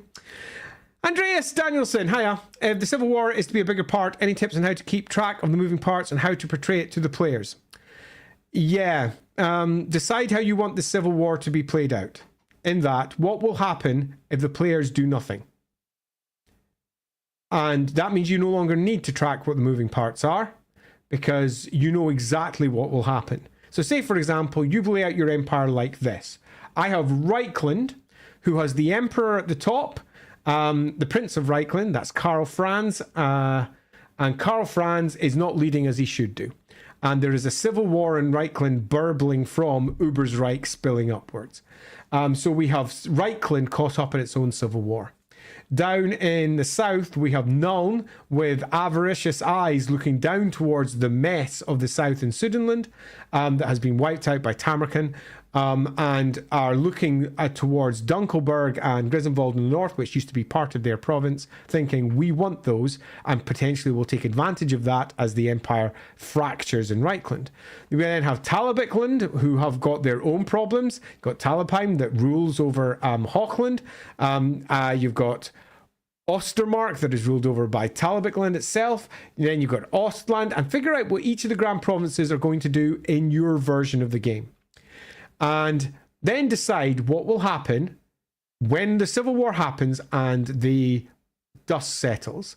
Now, in my version of the game, it's super easy. I have a map of the Empire. I have what's going to happen for each of the major battles, and it will end as Warhammer Fantasy Battle 8th edition. So that means we have Valmo von Raukov as Electric Count in Ostland. We have Boris Todbringers, the Electric Count in Middenland, not Middenheim, Middenland. We have Emmanuel von Leibowitz as Electric Count of Visenland, ruling from Nuln. And that's what will happen if the PCs do nothing. But the PCs never do nothing. The PCs get involved. But by figuring out what all of those parts are going to do, I don't need to keep track of the moving parts. I just need to keep track of what the PCs do to change the moving parts that I've already determined. It makes things much easier for me to control because the story's already written, and it's now just a matter of can the PCs fight against the fate that is already in place. And I will say one other thing that is absolutely was intended to be the case, and that is that if the PCs do nothing, the outcome is supposed to be Warhammer. And we all know what happens with Warhammer. The world blows up. 8th edition ends with the world blowing up. So, if the PCs do nothing and they end up with the Empire in exactly the way it's supposed to be in Warhammer 8, they have lost. And that is what is seen as the good conclusion in Empire in Ruins, which to this day makes me laugh. It was supposed to be one of the worst endings. Hilarious. It was supposed to be the most likely ending, though. If the PCs didn't do enough. They're supposed to defeat the Greater Demon, and the Greater Demon thus wins, because exactly what it wants to be in place is in place. The PCs are meant to somehow stop that. And do they? Well, it depends on how you want your player out. So my answer to this one is, if you're playing out the Civil War and you want to make it a bigger part, basically spend an evening figuring out how you want your version of the Grand Provinces of the Empire to resolve without PC interaction, and then just play it out. So you don't need to actually keep track of anything because you know everything that's going to happen. And if the PCs do something that changes that, you go, oh, I need to figure out how that's going to change then. It'll take like 2 or 3 minutes to figure out that NPC's died, so that thing can no longer happen. Oh, so we're going to do that instead. So yeah, should be relatively easy to track. Hopefully that will give you a bit of an idea. I'm just super behind. What was that on? I have no idea what about spoilers. Ah, yes, got you. Yes, spoilers, got you. Okay, sorry about the LAWhammer spoilers. They are going to pop up every once in a while, although I've kept them relatively loose. Downriver or upriver? I feel like Cubicle 7 directions often underlie the miscommunication in that regard. Not quite sure what you're referencing there, J. Deja Vu. But you're right. The directions in Cubicle 7's version really do have some issues in that regard. I feel like often underlie miscommunication in that regard. Yes, they probably do, I believe. I'm not quite sure what you're saying there, so apologies if I didn't quite understand what you're saying. Sorcerer Friend, was your original story for the Dark Master inspired by the art for his entry in the Liber Chaotica? Lot of those Chaos Warriors look like elves. No. No, it wasn't. It was down to a single conversation I had when I was in Bugman's Bar a long time ago. And the conversation started something along the lines of Belcar Hardris, the Phoenix King. And I said, huh, that's interesting. Sounds like Belacot. And I just went like that. And the person that I was speaking with went, huh, yeah, no, I don't think that's what it is. And he was somewhat of an authority in these things because he had written several books about elves. And I went, yeah, you might say that. Gonna fucking be that in my game, though. And he looked at me and went, really, Andy? And I was like, yes, definitely. I'm going to do that someday. And indeed, I did. Every time Andy says Dunkelberg, I just hear Dinkelberg, or indeed Dunkelbunk, as was brought up. Creative Fossey, have it ever occurred to you that you're some kind of mentor to most of us playing Warhammer Fantasy Roleplay with all your knowledge and whatnot? I mean, sure. I remember when I was speaking to Graham Davis about The Enemy Within. So let's go all the way back. And this is a nice way to potentially conclude or move towards the conclusion of the stream, because we've been going now for around about 3 hours. I was speaking to Graham. This is right near the very beginning. So we're talking, I can't remember when this was, like 2018, 19, somewhere like that. And I was saying, hi, Graham. Nice to meet you. He's like, hi, Andy. And he's like, so you're the new producer. I'm the new producer. And I was like, right, so let's discuss Enemy Within. What do you want to do? And he laid out everything that he wanted to do with it. And I was like, yep, gotcha. So what are you doing? He told me what he was doing. And I said, yeah, well, those two goals don't match. You want it to be the definitive version of The Enemy Within that all Warhammer fans will love. You're creating the Warhammer Fantasy Roleplay 1 version of The Enemy Within, and we're just adding Warhammer Fantasy Roleplay 4 stats to it. I think it would be better if we sat down and we created the definitive version that takes into account all versions of Warhammer and explains how Warhammer Fantasy Roleplay 1 becomes Warhammer Fantasy Roleplay 4, or how Warhammer Fantasy Roleplay 1 became Warhammer Fantasy Battle 8th edition. That's the story we tell. And Graham went, that sounds good. So we spent several weeks discussing that. And about 2 months in, Graham said, well, you appear to know more than I've forgotten about Warhammer. Holy crap.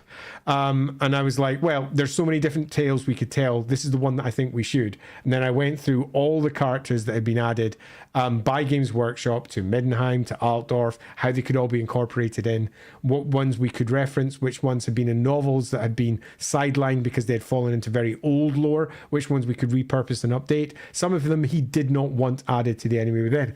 And some of them we argued over. I'll give an example. Conrad trilogy, not a good trilogy. I like it because it was one of the first ones I read as a kid, but I fully recognize they're bad books. Nostalgia rules my heart for those books, but they're not good. But they did offer something which was core to what we thought the Enemy Within should be resolving. And I explained it all out, and he was deeply upset because he hated the books. He said back then, we just didn't like those books, and we didn't think they were very good for a variety of reasons. We laughed about them, about how bad they were. I was like, yeah, but it does have this detail in it, and it's good to draw upon those old things because we can make it better. We can click it through, and we can rewrite it and add to the story of that novel in a fashion that repurposes it. And the example I gave him at the time was, think of the Clone Wars cartoon for the prequels. The prequels for Star Wars were really not very good, but the Clone Wars cartoon added tons of extra detail that suddenly made the events of the prequels look pretty fucking awesome. And he was like, yeah, I've not watched that. And I was like, oh yeah, fair enough. Well, trust me, that's what we can do. That is kind of what we did. So Graham very nicely went and said lots of kind things that were somewhat similar to this. And I don't often practice what I preach. My LAWhammer game is proper crazy, and I make loads of mistakes with it because in the end I'm only human. It's much easier to prepare and write something that's great than it is to just play it off the cuff. We all make mistakes, but that's cool.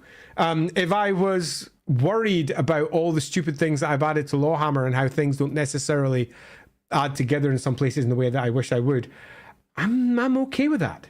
I mean, I'm okay with that. We're allowed to do things wrong because we are, after all, human. But that doesn't mean that underneath it all, there's at least some form of idea. I'm going to whiz through the last few before we switch off. Bigger question about the Civil War. Could Karl Franz remain as Emperor but lose his position as Prince of Altdorf, Elector Count of Reichland? And if so, where would the Emperor rule from? No. I don't think that would happen. Oh, I could argue it, though. Yeah, I could make that work, Karza. Yeah, I can make that work. I mean, being elected as emperor, could he lose? I mean, it'd have to be conflict, it'd be civil war. He would be an emperor in exile. He'd be a prince. He would still claim Prince of Altdorf in exile and Prince of Reichland in exile as well. We would be talking proper civil issues. Those civil issues would need to be resolved. So the supporters that'd be a mess. Where could he rule from? Anyone that would be willing to take him in. It would depend on the politics of the empire as you yourself set them up. In terms of the empires that stood at the moment, the most likely place would be Emmanuel absolutely controlling him. She would take advantage of him easily and would use that. So I could see him definitely attempting to do something like that from Nuln. As the setup stands, and the rules that Magnus the Pious put in some 200 years ago should ensure that that never happens. But as we know, reality does not match what's sitting on a page. Constitutions, and the Reichland has its own constitution because of Magnus, constitutions get ignored by the politicians of the day as and when it suits them. There's a reason that Hitler could rise to power. It's because he basically kicked out everything that was there beforehand once he got himself into a position where he could basically become supreme overlord of everything and then throw out everything that came before. People will take opportunistic grabs which change politics entirely, and rules get changed by each generation. So yeah, you could definitely make that work. I still have Bellicars Ephemer in my head. Why not? That'll do. Ephemer don't look like demons. Demons look like Ephemer. Yeah, totally cool with that. Thanks for the stream, Chats and Lordbeard. It's been fascinating as someone completely new to Warhammer. I'm glad you've enjoyed it, Karza. Whoa, J-Devo. On LAWhammer Discord, we previously chatted about if looks could kill and the downriver or upriver direction at the very beginning messing up the circumstances of the adventure. Is the party traveling to or away from the work camp? Logic said, I didn't check that one up properly, did I? God damn it, I should have checked that. Logic says towards the camp. The terms used in the text say away from the camp. Now you talked about Grumberg being downriver, it's actually upriver. Relative to Kemperbad, yes. Cabal 7 could fail to translate that into your barge moves upriver towards Kemperbad, I feel. Yeah, you're absolutely right, because it is indeed upriver. It's that classic one of so many people you think of downriver in the Nile as going south. Meaning up into Africa, because that goes down, right, on the world from my position as a European above it. And you're like, no, that's going upriver, you idiot. Because it is up towards Sudan. It's just not doing that in Ethiopia and all the rest of it. So, yeah. So, that was super fun. Thanks all. There was a lot of rambling there, so apologies, but I think that rambling was born of not intending of doing this stream in the first place. I think we covered quite a lot of relatively random conversations there concerning the enemy within and different ways that we could tackle it.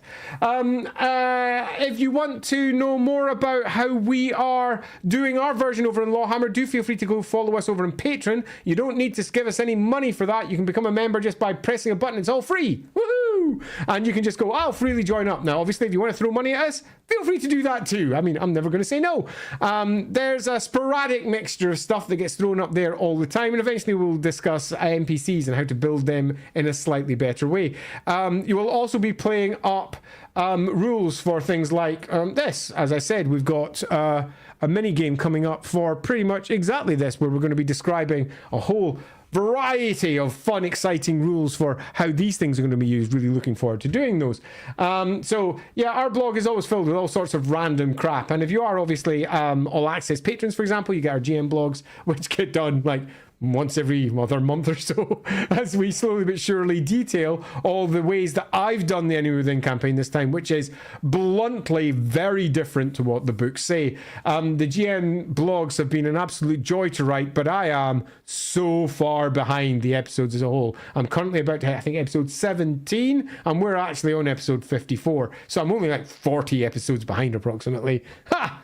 That's not a problem. I'll catch up on that. Sadly, though, because they happened so long ago, I literally have to watch the episode to remember what happened, which means I have to watch a 4-hour episode and also write about it, which takes me freaking forever to do my GM blogs now. So, yeah. It's a bit of a shame, but we'll get there sometime the next, I don't know, the next 2 decades. Yeah, you're not wrong, Hawk. Yeah, go figure. So that was fun. Until next time, if anyone has any ideas for other streams that we could cover concerning the Enemy Within, about Warhammer Fantasy Roleplay, or anything else, do drop that down in the comments. I read every comment that comes into our streams. Now, obviously, if you're watching on Twitch just now, that's no good at all. But if you're watching the video on demand later, it's on YouTube. So go drop that down into the comments, and we can possibly pick that up, because there's going to be another time when everyone else is ill or something similar. Or I just randomly have an evening free because Lindsay's fucked off somewhere to the theatre or something, and I've not wanted to go because it's a terrible musical that I have no interest in. And that being the case, although I'd probably go with her just because, you know, I would. But if I didn't, and we had a free evening, we could stream about something random. So if you do have ideas of stuff that we could stream about, drop that down in the comments, or alternatively dive into our Discord and ask over there, and we can slowly but surely work our way through those, because conversations like this are often much easier than me writing out long blogs. The long blogs are fun, but I don't have time, the same time, to do those, because, for example, the next day or two I'm going to be writing rules like crazy, because I'm currently working on pinning down another card game, and that needs to be fixed. But, you know, I had an evening off this evening. I'm doing this evening. So thanks all. You all rock. And until next time, I'll see you later. Bye.